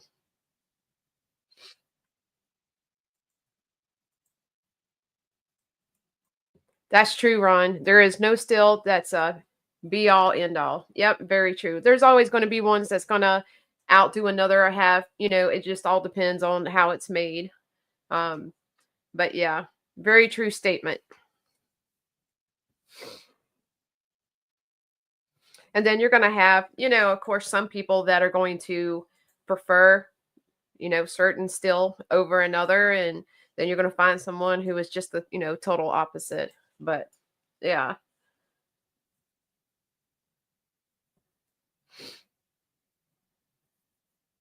Okay. Let's see. All right. Luminous. I do like Forge and Fire. Yeah, it's a pretty good show. Yeah, Forged and For Fire, the most part. Forged and Fire has done a lot of good for the knife industry. It's brought it front and center to the general public. A lot of people are more aware of the presence of high quality and high performance knives, and especially handmade knives for it. But it also creates some challenges because a lot of people, they watch that show and they don't understand how much work really goes into some of these knives, because they're seeing everybody rush through and make knives in an hour long episode that's 6 hours of actual work. And a lot of us know that making a handmade knife can actually turn into tens of hours of work.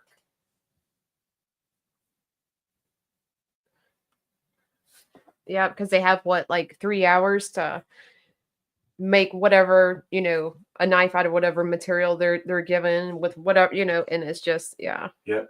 I think it's not fair to some of them because there's been some really great bladesmiths that have gone on there. And you have crap still. And Right. you expect it to. Yeah, one of the big things that a lot of people don't consider is, as a custom knife maker, you have your own shop that you're familiar with.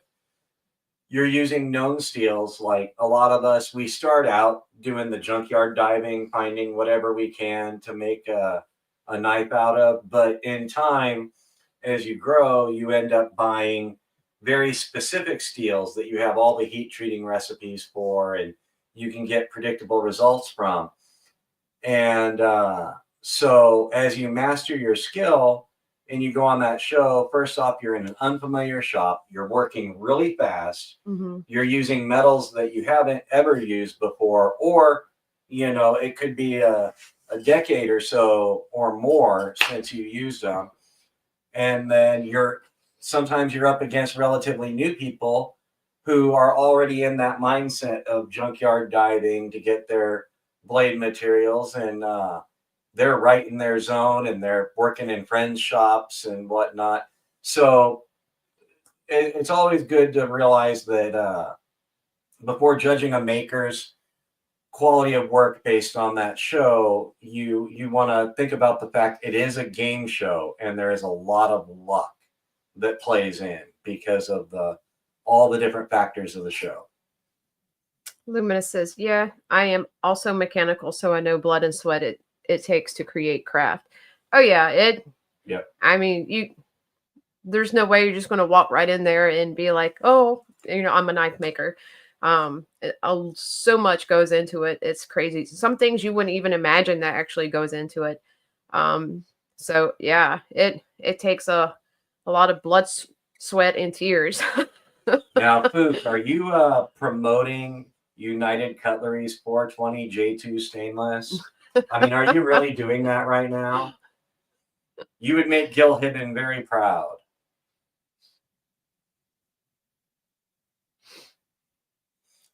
Steel snobs. Ron Crow. Yes, a lot of custom knife makers very much are steel snobs. There's a lot of good steels. You don't have to go with the latest and greatest. Myself, I'm a fan of XHP, CTS XHP. It's a little harder to get now that Cold Steel's buying most of it. But I feel it's one of the best all-around steels you can get. But there's a lot of people that gotta have the latest and greatest, and sometimes it's a challenge between working what works and know how to work with, and having that flavor of the week steel for those that got to ride the trends. And the trends can make you money, and the stability of working in what works and know how to work with can make you money too.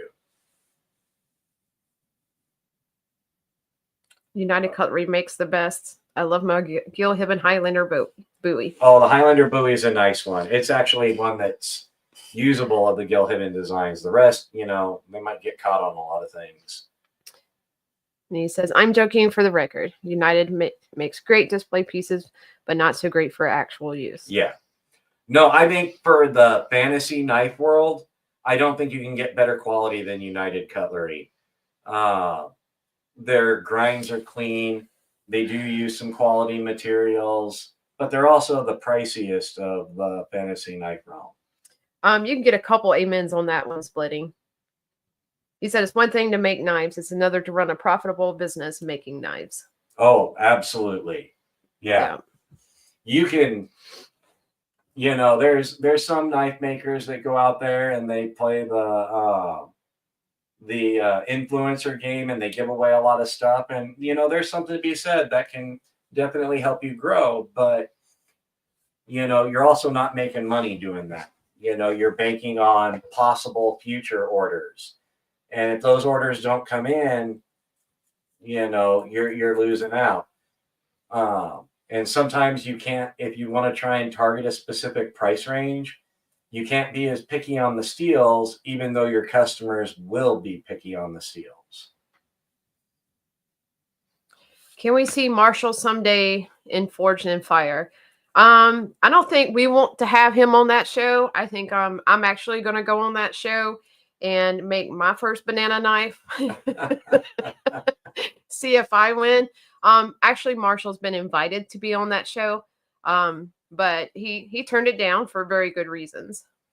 So one thing you have to think about with Forged in Fire, if you're brand new in the knife making world and they reach out to you, it can be a really good move for you, because even if you lose, you still gain a little bit of notoriety from being on TV. The show has millions of dedicated fans, and that's great for you when you're new. The hard part comes in with when you're on the show and you have your skills, you have an established business. We all know custom knives can easily reach into over $1,000, and depending on the knife maker and how quickly they work, the $10,000 grand prize is sometimes either just above or reasonably close to their normal monthly sales. And so you're not talking about a really big win, but you're talking about a really big gamble with your reputation, because while you won't lose all your customers, some of your customers, you need to promote that you're on it, because it can do amazing things for you if you win. But if you lose, it could cost some of your customers from losing faith in you. And like I said, the show's more about luck than skill, because I've watched 1-year-old knife makers, that have only been at it for a year, beat 20-year veterans and even people that are master smiths in the ABS. And so it can be a wonderful thing. It can also hurt your career. So a lot of established makers that don't have problems getting orders, they don't want to go on it because they are taking a gamble. If they lose, it could hurt their business in one way or another. And maybe not badly, but who wants to intentionally hurt their business for a little bit of publicity? Yep, that's true.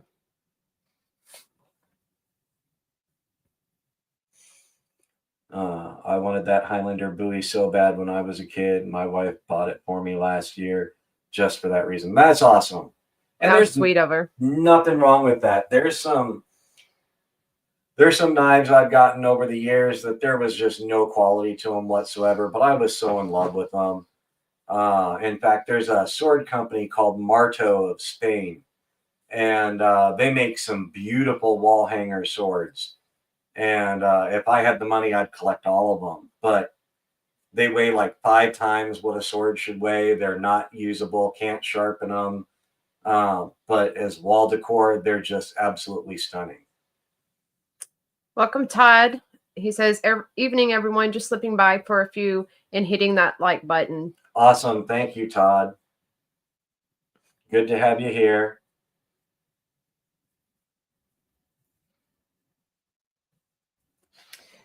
Let's see. So do we want to give the surprise announcement for tonight? What surprise announcement? On the ASGEIR? Oh.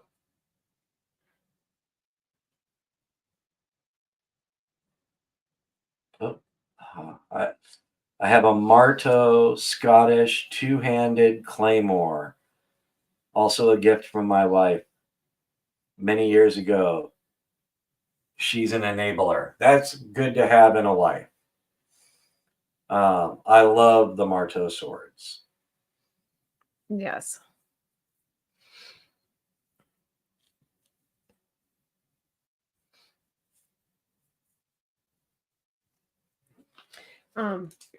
Yeah, that would have to be this right here because we need to put that up. It's ready to go. Okay, so you go ahead. Yeah. Okay.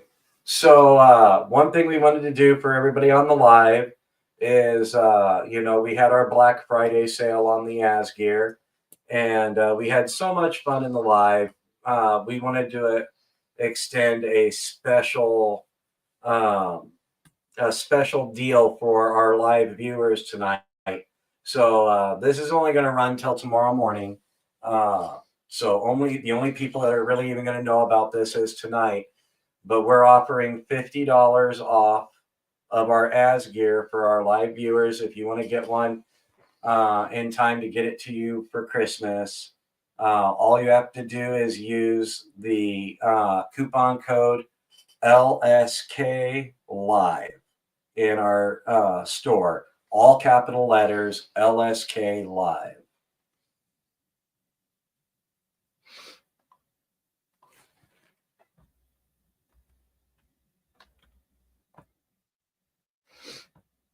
Is that all together? All together, yes.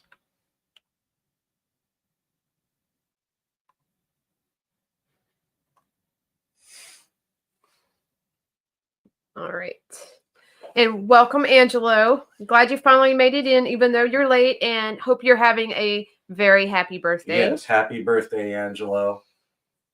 We weren't sure if we were going to see you here, if you were going to be out partying all night. Got to celebrate that getting older.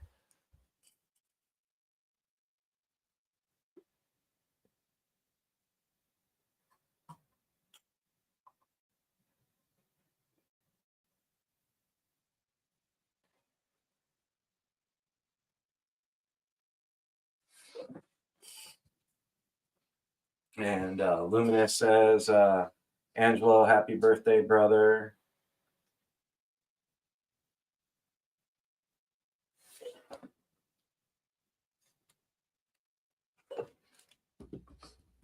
So, Angelo, how was your birthday today?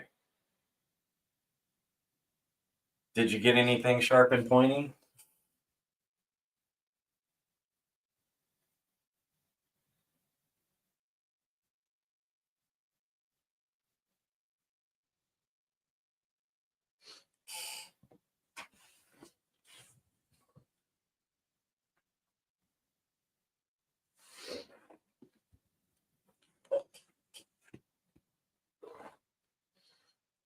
Angelo's like, I got to think about it. Yeah.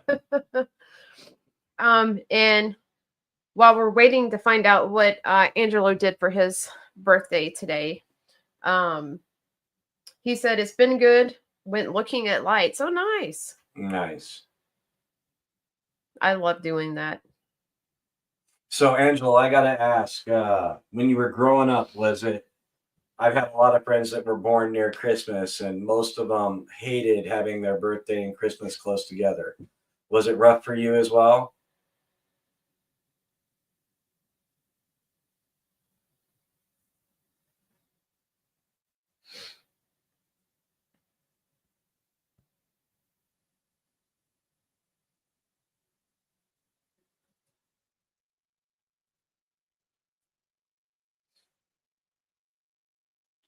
All right, and while we're waiting for that too, really quick, if any of you guys are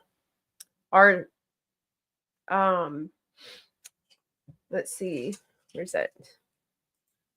Oh, okay, I saw the wrong thing.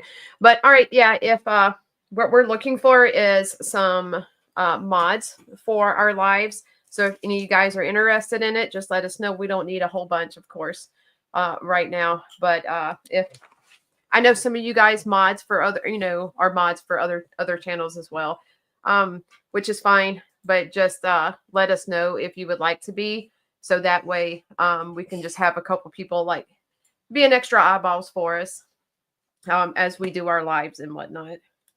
So yep, just let us know.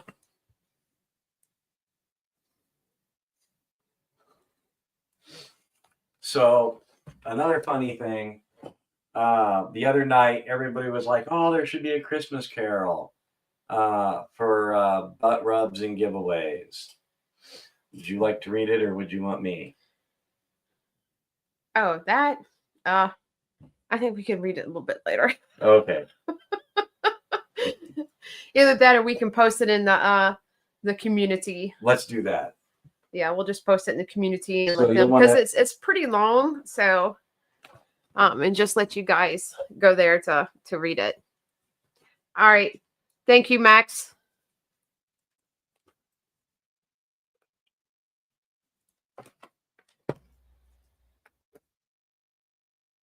Let's see. And Marshall is currently putting the Christmas Carol. Ron said, Marshall, you should sing it.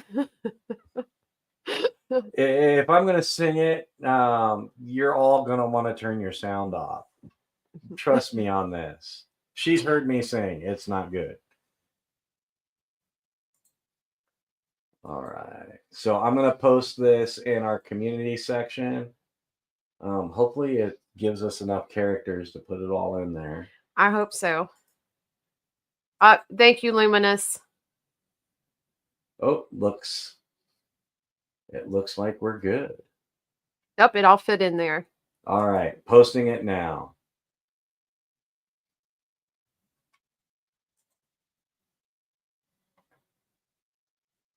Awesome, it's there. So if you want a good chuckle, go read our Christmas Carol that was created in the spirit of our last live. All right, let's see.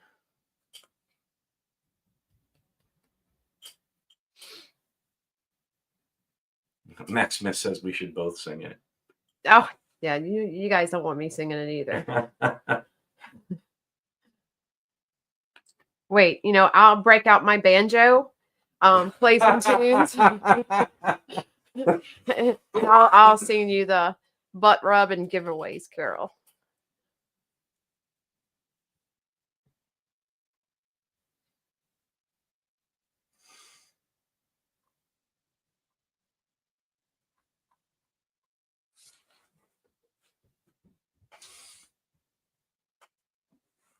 GB, me too.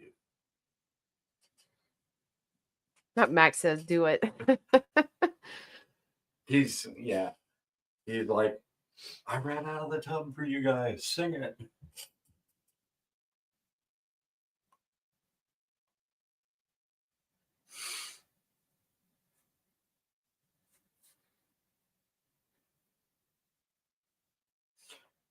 The chat's quiet. I think they're all over reading the carol. Oh, probably so.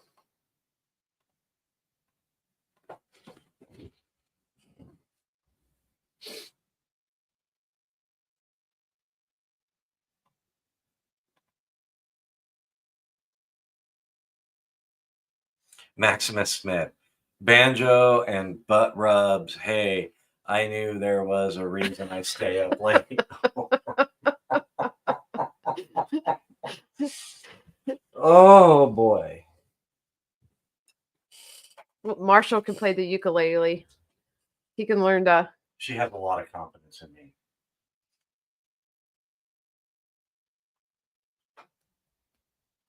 So, Greg Vanderlit is saying to Pook he always wanted that Highlander sword from Adrian Paul TV show. Yeah, Marto made a version of that for that show, and that was my favorite variation of the Highlander katana. Pook Doozle, well written. Yes.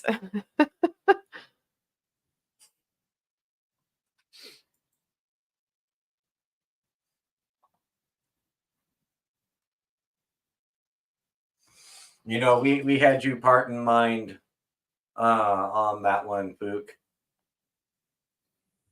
Let's see. Where is...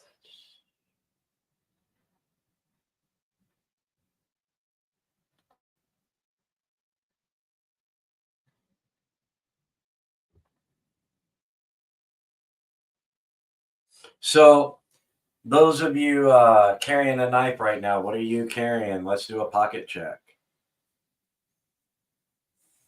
All I've, right. of course, got my ASGEIR. It's pretty much the only knife I carry here for the past few months. Well, I think at this point, everybody knows that we carry our ASGEIR. Yep.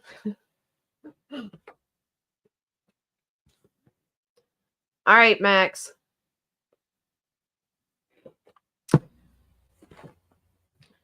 Waiting for Max to comment. Yeah.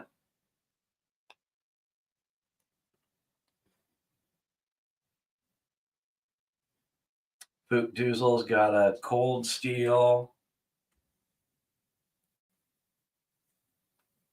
Engage 3.5, a CJRB frac, it says VV Circulus on the neck. You are ready to roll there. Luminous says, if I bought Katana, Mom would be like, what are you doing? I'd probably ask that question too. And Ron said, right. I'm carrying the CJRB logo. Nice. Yeah. Both of us are like, nice. Oh, Max says, yep, I'm here. Max is all fancy now. He's got the wrench beside his name. Yep. So are you carrying a knife, Max? Well, probably not. It's the middle of the night for you. Fook said, I just bought a cold steel katana accidentally on auction. Uh-oh. Is that a good thing or a bad thing, Fook? So what did you do? Put a bid on it thinking, oh, I'm not going to win this. And then, oops, you did.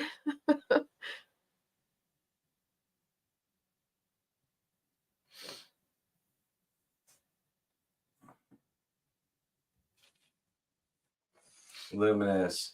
That day I was watching your stuff, I said, it's mechanical stuff for learning mom. Yes, definitely mechanical stuff. And Max says he has a Krog next to him, or a Krag next to him always. That's awesome. Yep. Oh. I thought I would be outbid and was not. I got it for 50% retail. Good or bad, it's a fun thing. Yep. Yeah, I've done that before. I'm like, I'm going to bid on this because I know I'm not going to win it. That people are going to way outbid me. And nope. It's like, uh-oh. I had a little bit of a dangerous eBay habit for a year or two with collecting knives long ago. And then I had to give it up or I was going to end up broke.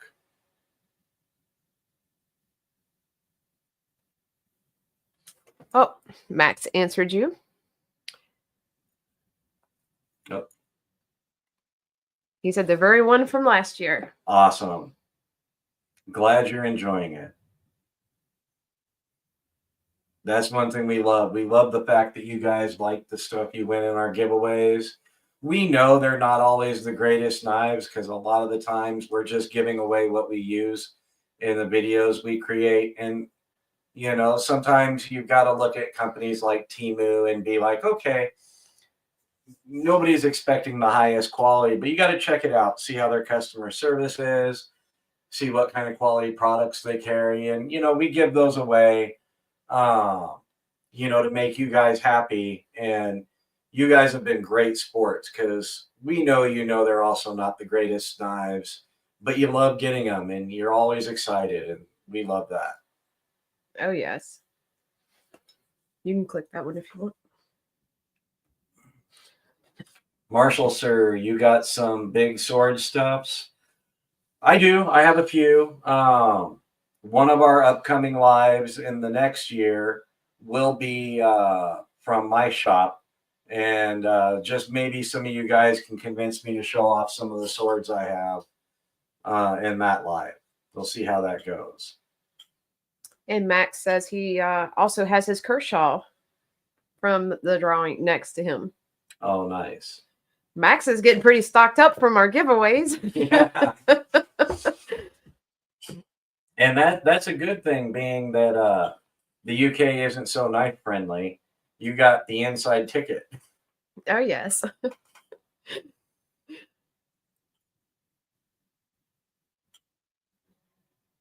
He's eventually probably going to have like this wide collection of knives. But yeah, I like the fact that you guys are enjoying your knives, that you got last year. And hopefully soon you guys will be getting what we had in our giveaway Wednesday night. So hopefully it'll get to you this coming week. Yep.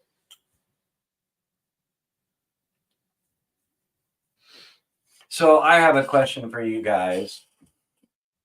Seeing as, we're going to begin making some knives in-house in the next year, as far as fixed blades go, what are some of the styles that you might like to maybe see come out from our company? It's your turn not being able to talk. Yep.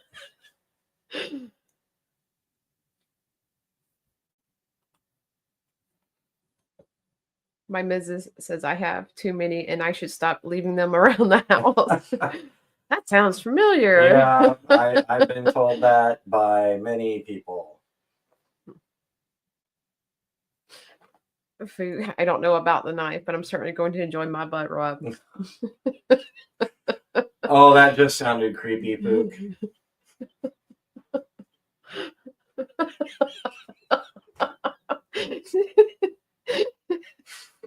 We've already given you a Christmas Carol. We've given you butt rub. I don't know that there's much more we can give you.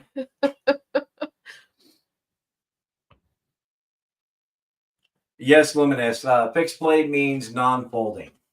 So a knife that you would put into a sheath. Yep. So we would love to hear potential suggestions, things you would like to see, maybe stuff that you like that you're not finding other manufacturers currently offering. Now I would say we could show them an example of a fixed blade, but we gave all the ones that were here away. You don't have any more out there. No.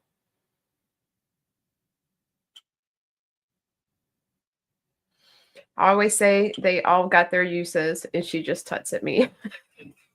Know that feeling too.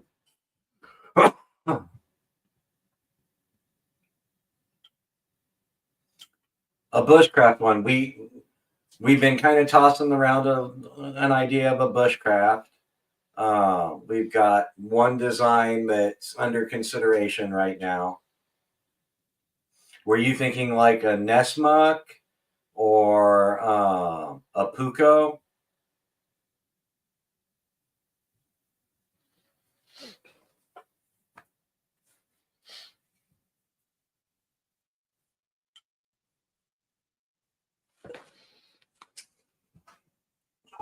Let's see.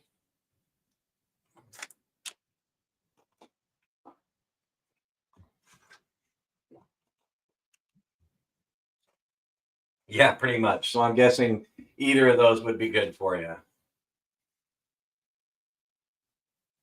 All right, Ron, thank you very much for joining us tonight. You have a good night and a Merry Christmas if we don't see you before Christmas. Yes.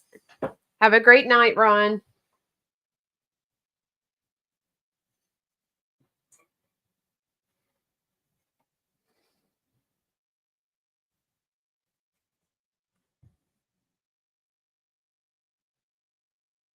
So some of the ideas that I've been thinking of for potential designs, maybe some tactical knives, tactical fixed blades. We've got a few ideas in the works there. It's really just kind of hammering down what we think would be good for where we're at. We're also considering a hunting knife. Like I said, we've got a couple of designs that are already in progress, but I don't want to say too much about those till we're ready to unveil them.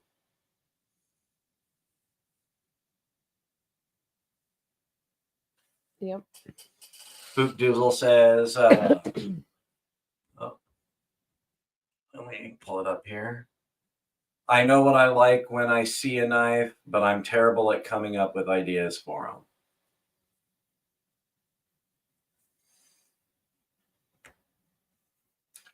them. And Maximus Smith says, I've got a benchmark, which is pretty good, but I have at 10 just swap all the time. Do you have an actual benchmark or do you have a bench made? I'm not sure. I didn't know if Benchmark is still in business. I remember them from way back in the day, but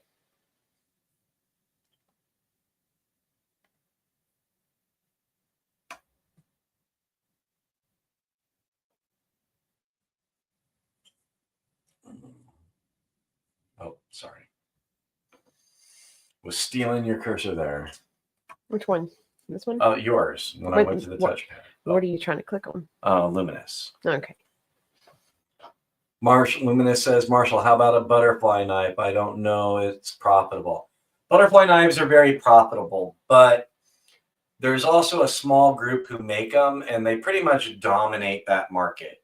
So that's one we would have to be really careful with how we brought it out, because if we don't release a butterfly knife just right, hitting all the design cues that people want and dotting all our I's and crossing all our T's, it could end up overlooked. And it's one of those designs that's so popular right now. You got to be able to produce in some pretty massive quantity to fill the demand. So there's a little bit of risk involved there. And I don't know that we're ready for that kind of risk as a second, third, or fourth knife yet.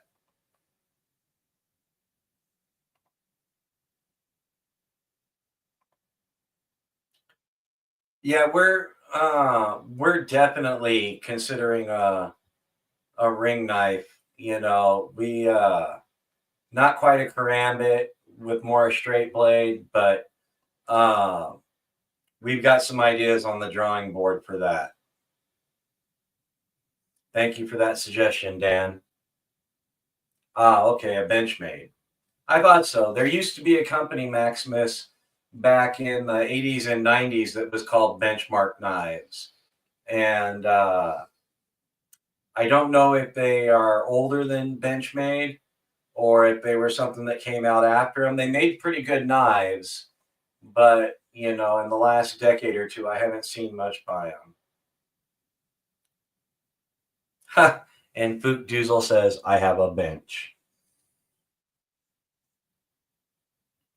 We can always rely on you, Fook, to have the humor for us. Oh, and we have some gifted memberships.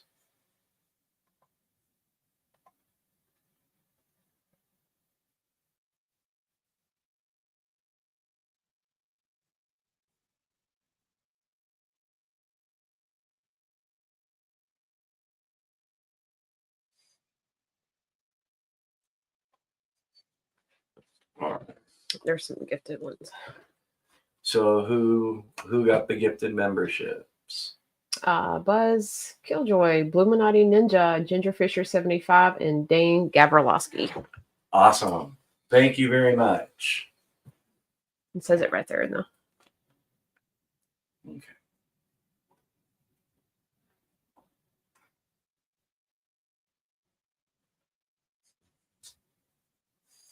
Very cool.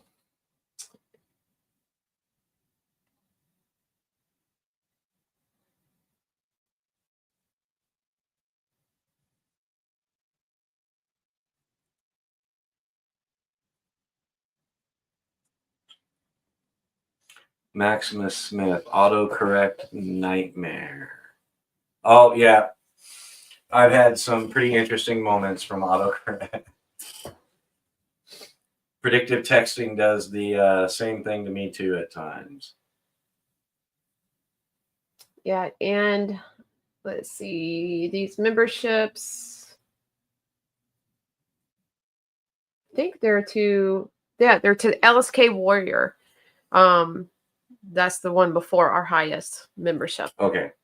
So awesome. So you got some upper level memberships there. Thank you, Dan. Yeah, we really enjoy giving to others, and when you add in this time of year as well, it just only seems right. We have a lot of loyal viewers out there, and it's awesome to have you all with us.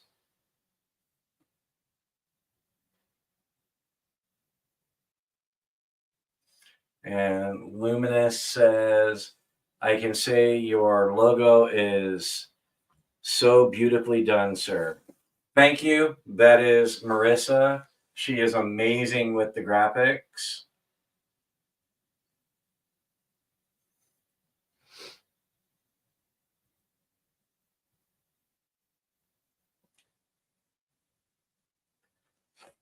Maximus, it should list up in the chat. yeah, it says in the chat who got memberships. I basically just let it pick at random who, so that way I'm not like, you know, favoriting anybody or whatnot. But yeah.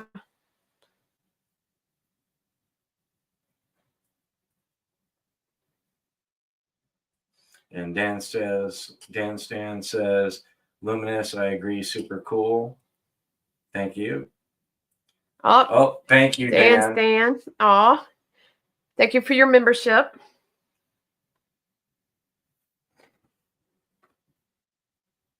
Congrats to Dan for being a member of our channel. Yes. Yeah, and we're going to be showing for like the members only a lot of we have tons of bloopers in the filming that we do. Oh, yes. So yeah, you guys are going to get to see a lot of behind the scenes stuff, and actual behind the scenes filming, and also just, you know, the bloopers. Both Marshall and I are, we the way you it can be pretty funny. Yeah, the way you saw us laughing the other night, that sometimes happens right in the middle of filming our normally formatted videos, and yeah, it can get entertaining. Well, thank you, Dan. You're cool too. You're pretty awesome. Yes, thank you very much. Yes. And thank you for joining us and sticking around. And thank you for those that are here for sticking with us. We know it's not, you know, a giveaway video, but it's just important to us that we're able to just hang out with you guys and talk and get to know each other and whatnot. And I mean, we have a lot of knife chat and stuff that, you know, actually we talk knives like pretty much nonstop because it's our business. But it's nice sometimes just to, while also talking about knives, to be able to just to get to know your viewers. So, and one of the things I've always enjoyed about the knife community and whatnot as a whole is getting to know my customers. You know, I've had friends that have become customers, and I've had customers that have actually become friends over the years. And you know, it's nice to get to know the customer base, the viewers, anybody that's following along with the company. You know, it's enjoyable. You know, if you ever see us at a show, if we're there with a booth or we're there filming, you know, don't hesitate to stop by and say hi. We'd love to meet you guys in person. oh yes, I would love that. That's like at when we were at Blade Show West, we were able to meet some people in person. Yep. and whatnot, and yeah, it's a great experience. Yep. And Dan Stan is playing with his emojis. Yeah, I love the emojis we got. Yeah, I'm gonna be putting some more up there. So I just have to break down and do it. To be honest. We'll have more soon. Maybe give or till after the holidays are over, you know, with Christmas and New Year's coming up. Yeah. And then Luminous says, Marissa, mom, multi-talented. Ma'am, Marissa, ma'am. Ma'am. Oh. Yeah, I need better glasses. Yeah, Marissa is very talented. She brings a lot of different things to this company. And, you know, that's one of the things we both like is we each have a unique set of skills.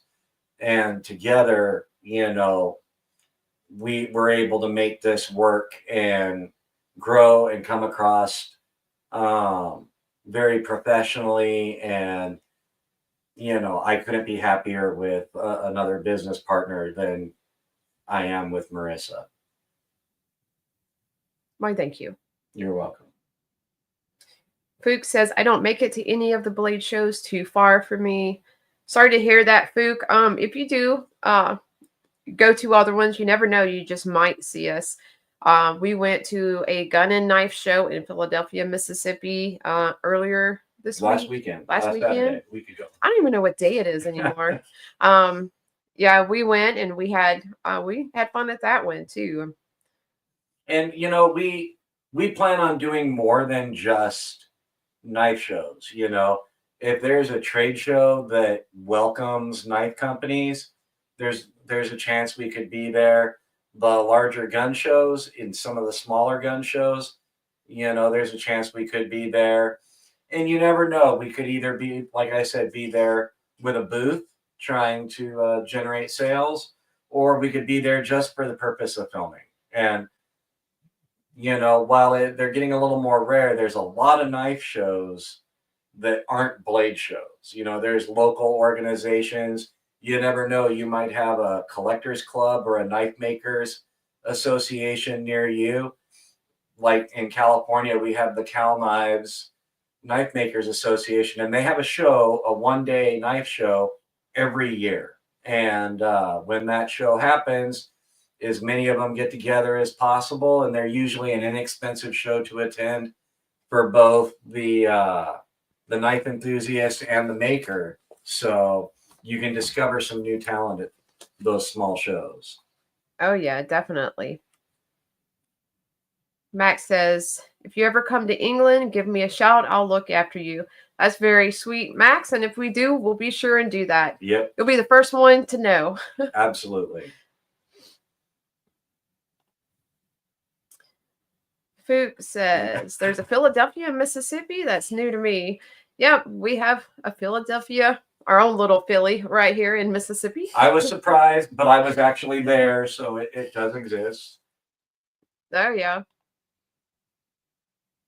Fook says, my son and I occasionally do the local knife shows here in Massachusetts. Well, that's great. Yeah. If Fook, if you wouldn't mind, shoot us an email with if you happen to know the names of some of those local knife shows. I've been struggling to find the smaller local knife shows on the internet, you know, because we definitely want to attend some smaller knife shows around the country.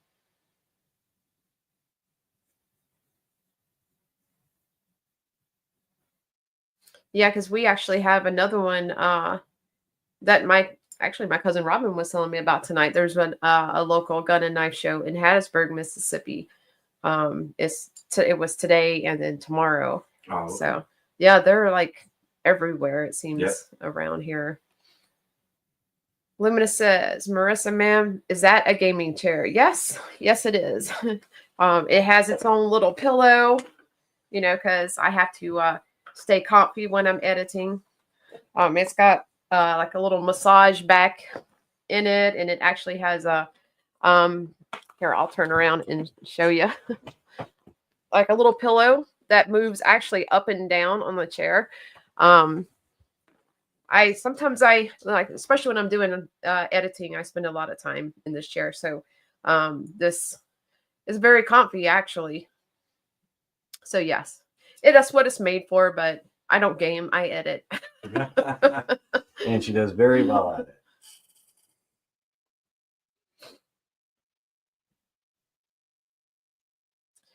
The local ones are from the Northeast Cutlery Collectors. Okay. NCCA shows. Let me write that down. He said he's going to email it to us. Oh, okay. Thank you. Yeah. Yeah, we'll definitely have to check those out. Oh, welcome back, Angelo. We'll forgive you this time because it's your birthday. Yes.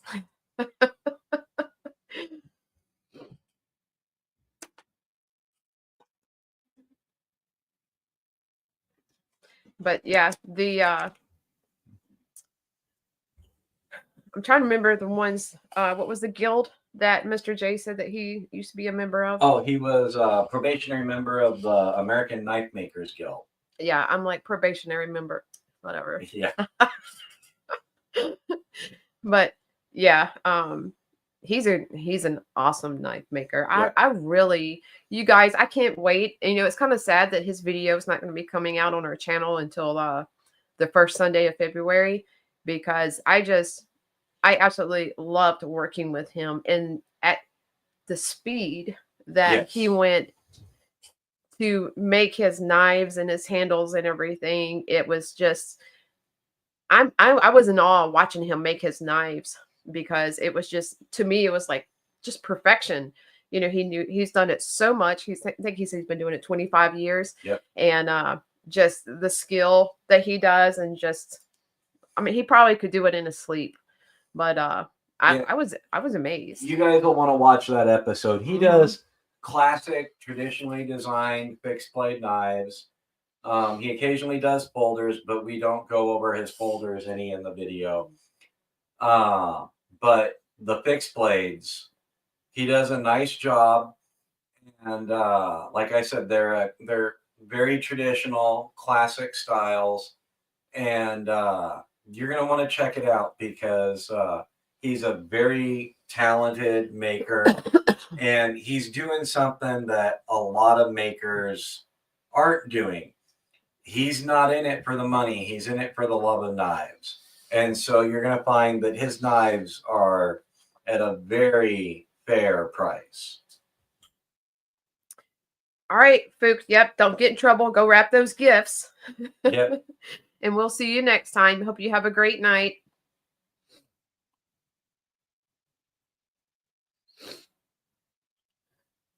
Yeah. But I was just amazed, with his work and whatnot. And when he started to make, which you guys will see when y'all watch the video, but the way what his handles went from to, I was just like, oh yeah.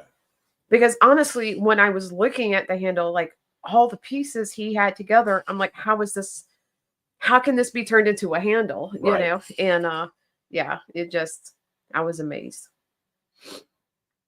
He really taught me a lot. Yep. Oh, he taught me a lot too. And so that makes me anxious to, the other knife makers and bladesmiths and stuff that we're going to go film for in January. It just makes me anxious to see how they do things, because while some smaller things are similar, there's more that is different, so it's what I've loved about this journey of filming for In the Shop is seeing just all the differences there is. And, some do forged, some do stock removal, and I find it very, amazing how different knife makers and bladesmiths do the work that they do. So. Oh, yeah.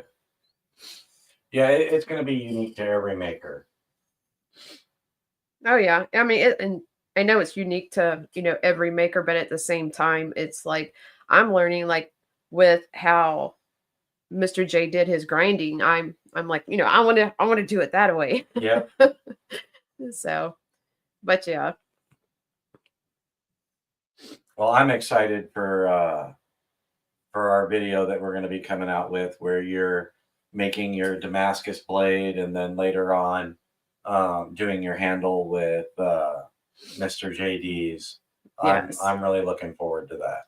Oh yeah, I'm excited to do it, because it's, of course, it's going to be my first time actually hands-on making a knife from scrap, And you know what I'm saying? So it's like, I'm excited.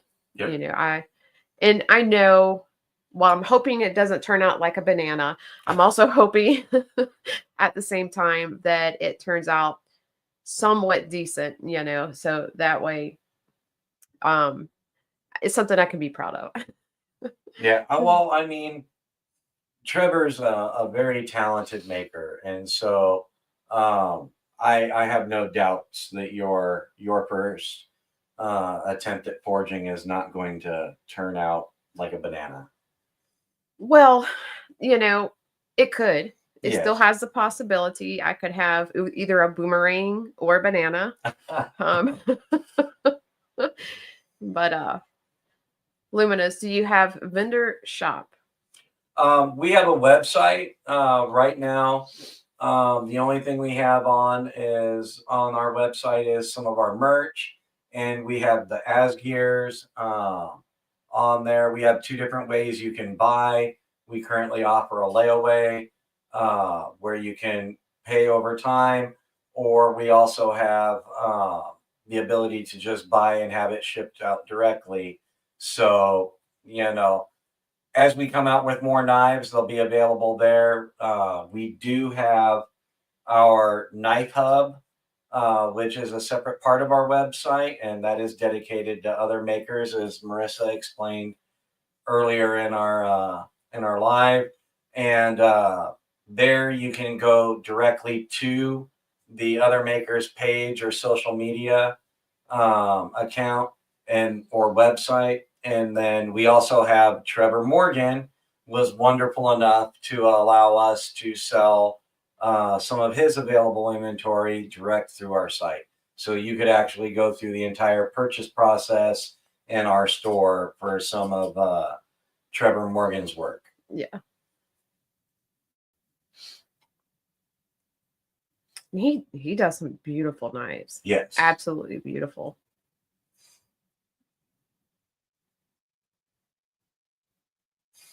Angelo's giving us smiley faces. Angela's over there. He's grinning like he knows something. What do you know that we don't know, Angelo?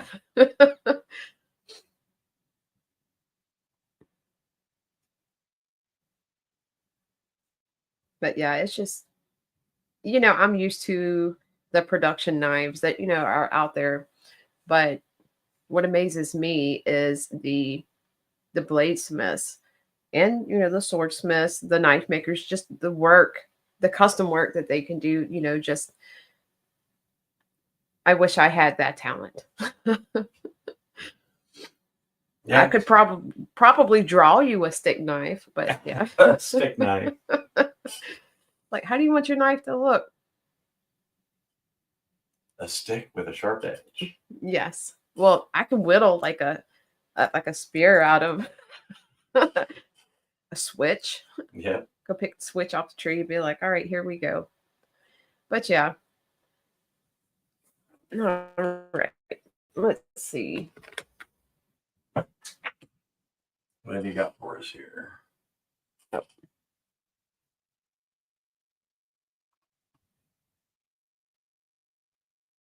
Let's see.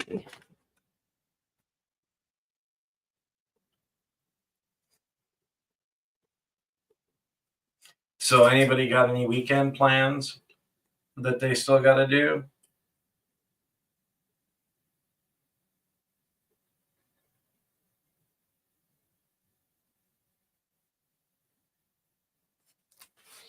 All right.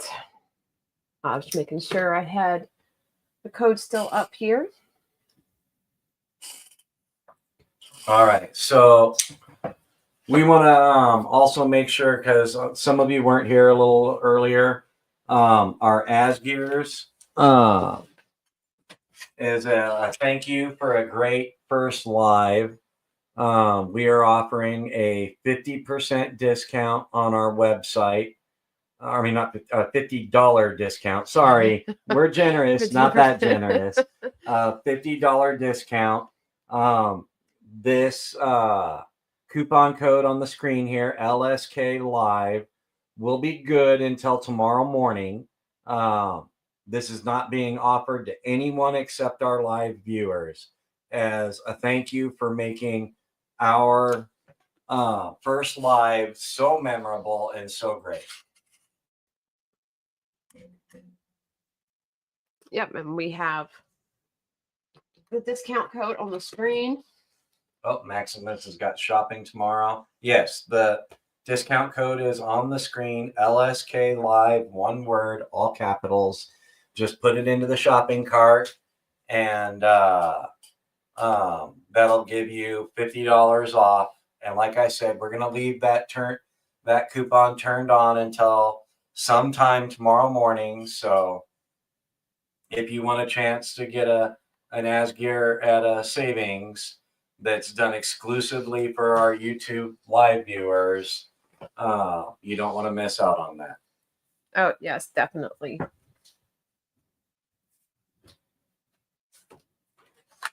Luminous says there's a creator who do live. Mm-hmm. Yep. There's a lot of channels that do that. I like actually watching them, seeing like what they have to show off and everything.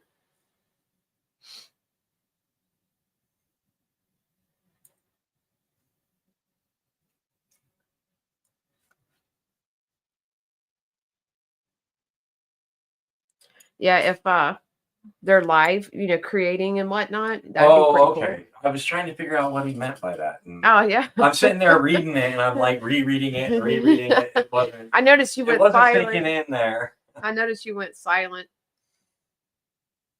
Yeah, we might have to do that sometime. Oh, do a surprise live from the shop. Mm-hmm. I always had the idea, but then I thought, you know what, it probably wouldn't be a good idea. But back in my custom knife making days, I thought, let's just put a webcam up in the corner of the shop and let it run. Yeah, you wouldn't want to do that. You would not want to do that. I would probably not be able to show my face in public with some of the goofy things I do in the shop. Especially whenever you're dancing and singing. Yes. Well, they would get me dancing that way, Yep. But that they would. Oh, yeah, for sure. I'd never live it down. Oh, yeah.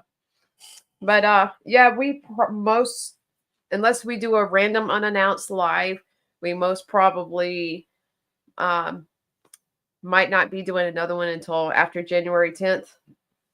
So if you guys don't see us because we're going to lay low over the holidays and whatnot, spend time with our families, and then after January 10th, we'll be back at it again. Yeah. And we'll have more information for you on some of the upcoming things with Legion Steel at that point, and be able to give you a little window into what's to come. Let's see what Greg said. I know it was a bit of controversy with someone showing other people's vids on a live they did without giving the channels credit, even though their whole vids and stuff being played on his channel. Yeah, that can get you in trouble sometimes. Yeah, and I mean, to me, give credit where credit's due, Yeah.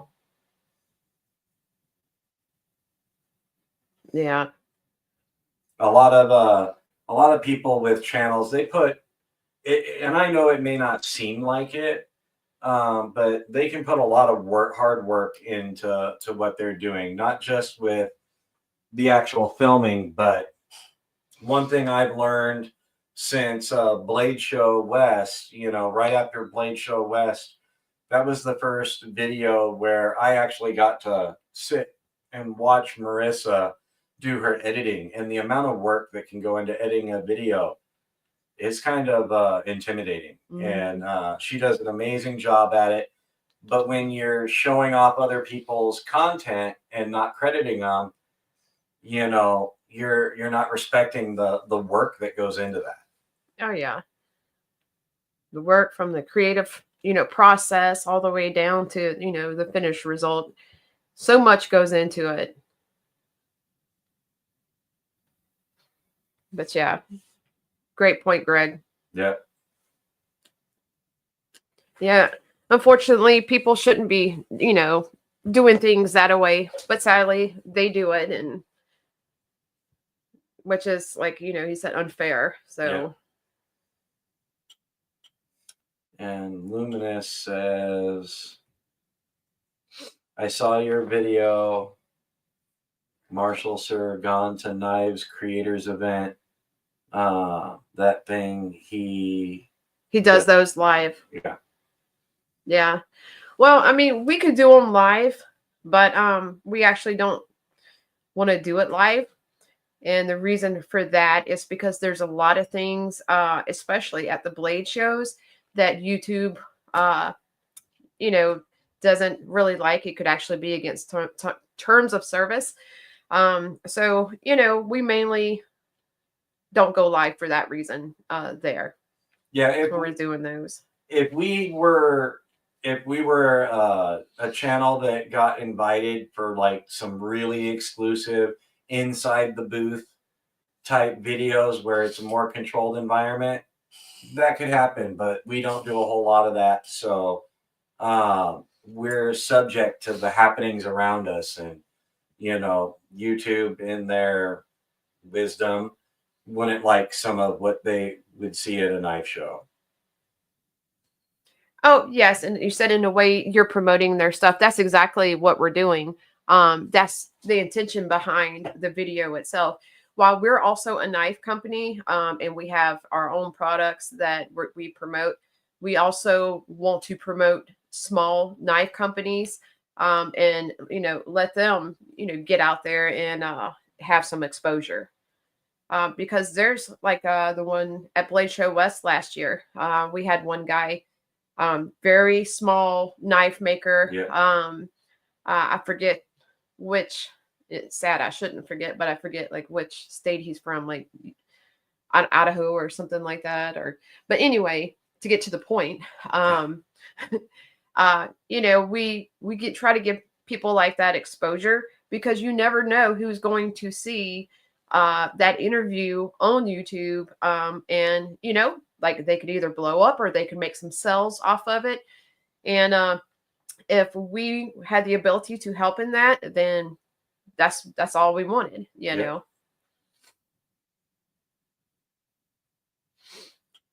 But yeah, it's there's a lot of things that go on at knife shows that benefit the makers there, and then there's because certain makers become incredibly popular, they hold things like lotteries and whatnot, and that can draw customers away from the aisles.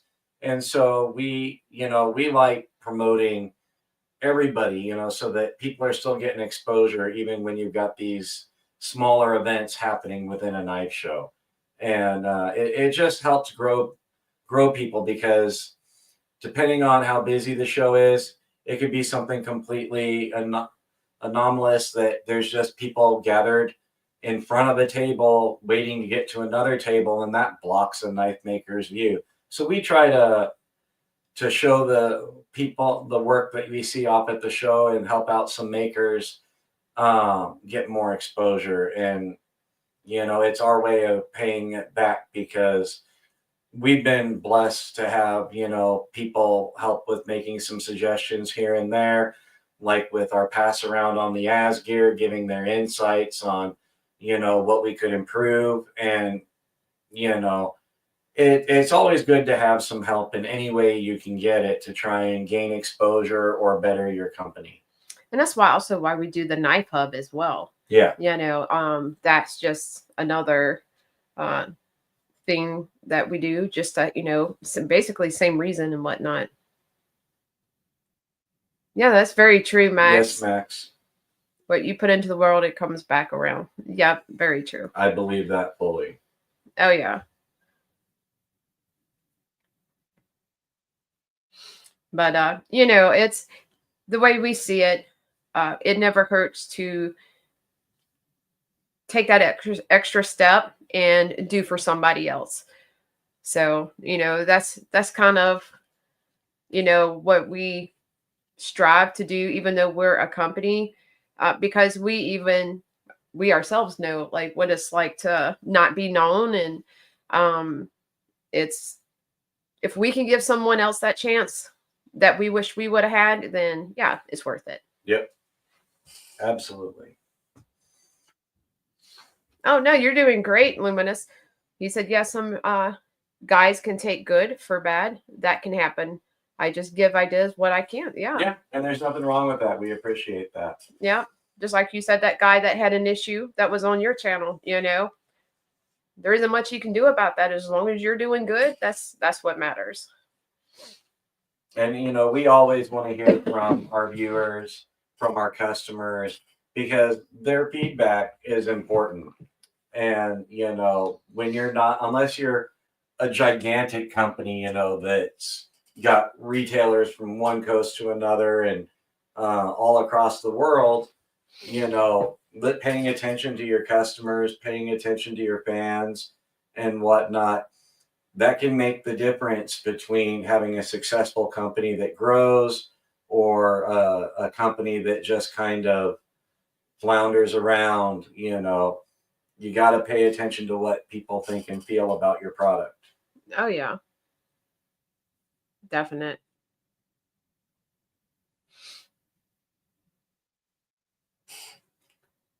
But yeah, so what do you think?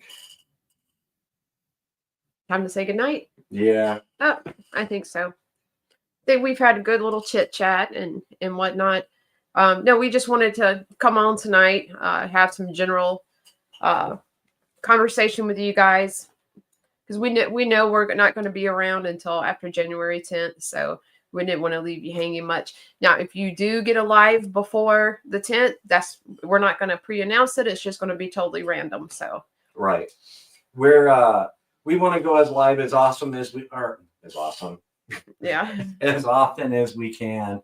But you know, for right now, with the two locations, her here in Mississippi and me in California, that's a little bit more challenging. Not saying we can't do it, but it's a little bit more challenging. So we are going to try and get some of our regular content filmed the best we can. In the meantime, we're going to spend some time with our families and loved ones and get through the holiday season. And then early next year, she's going to be out in California for us to do some more filming with our In the Shop series. So make sure you be watching for those.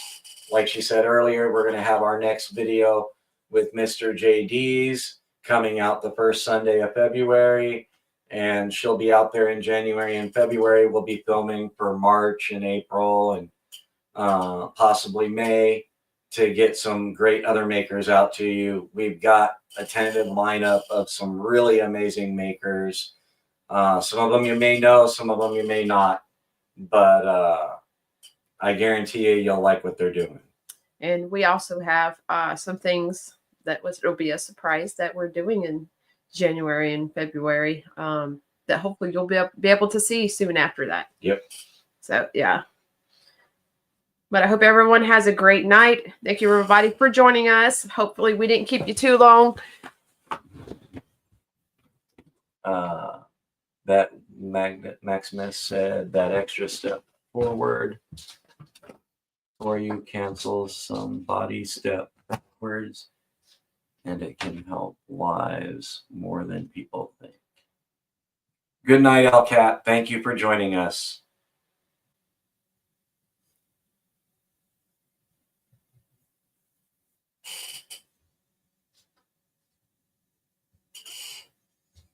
Good night, Maximus. Good night, everyone. Good night, everyone. Good night. Bye.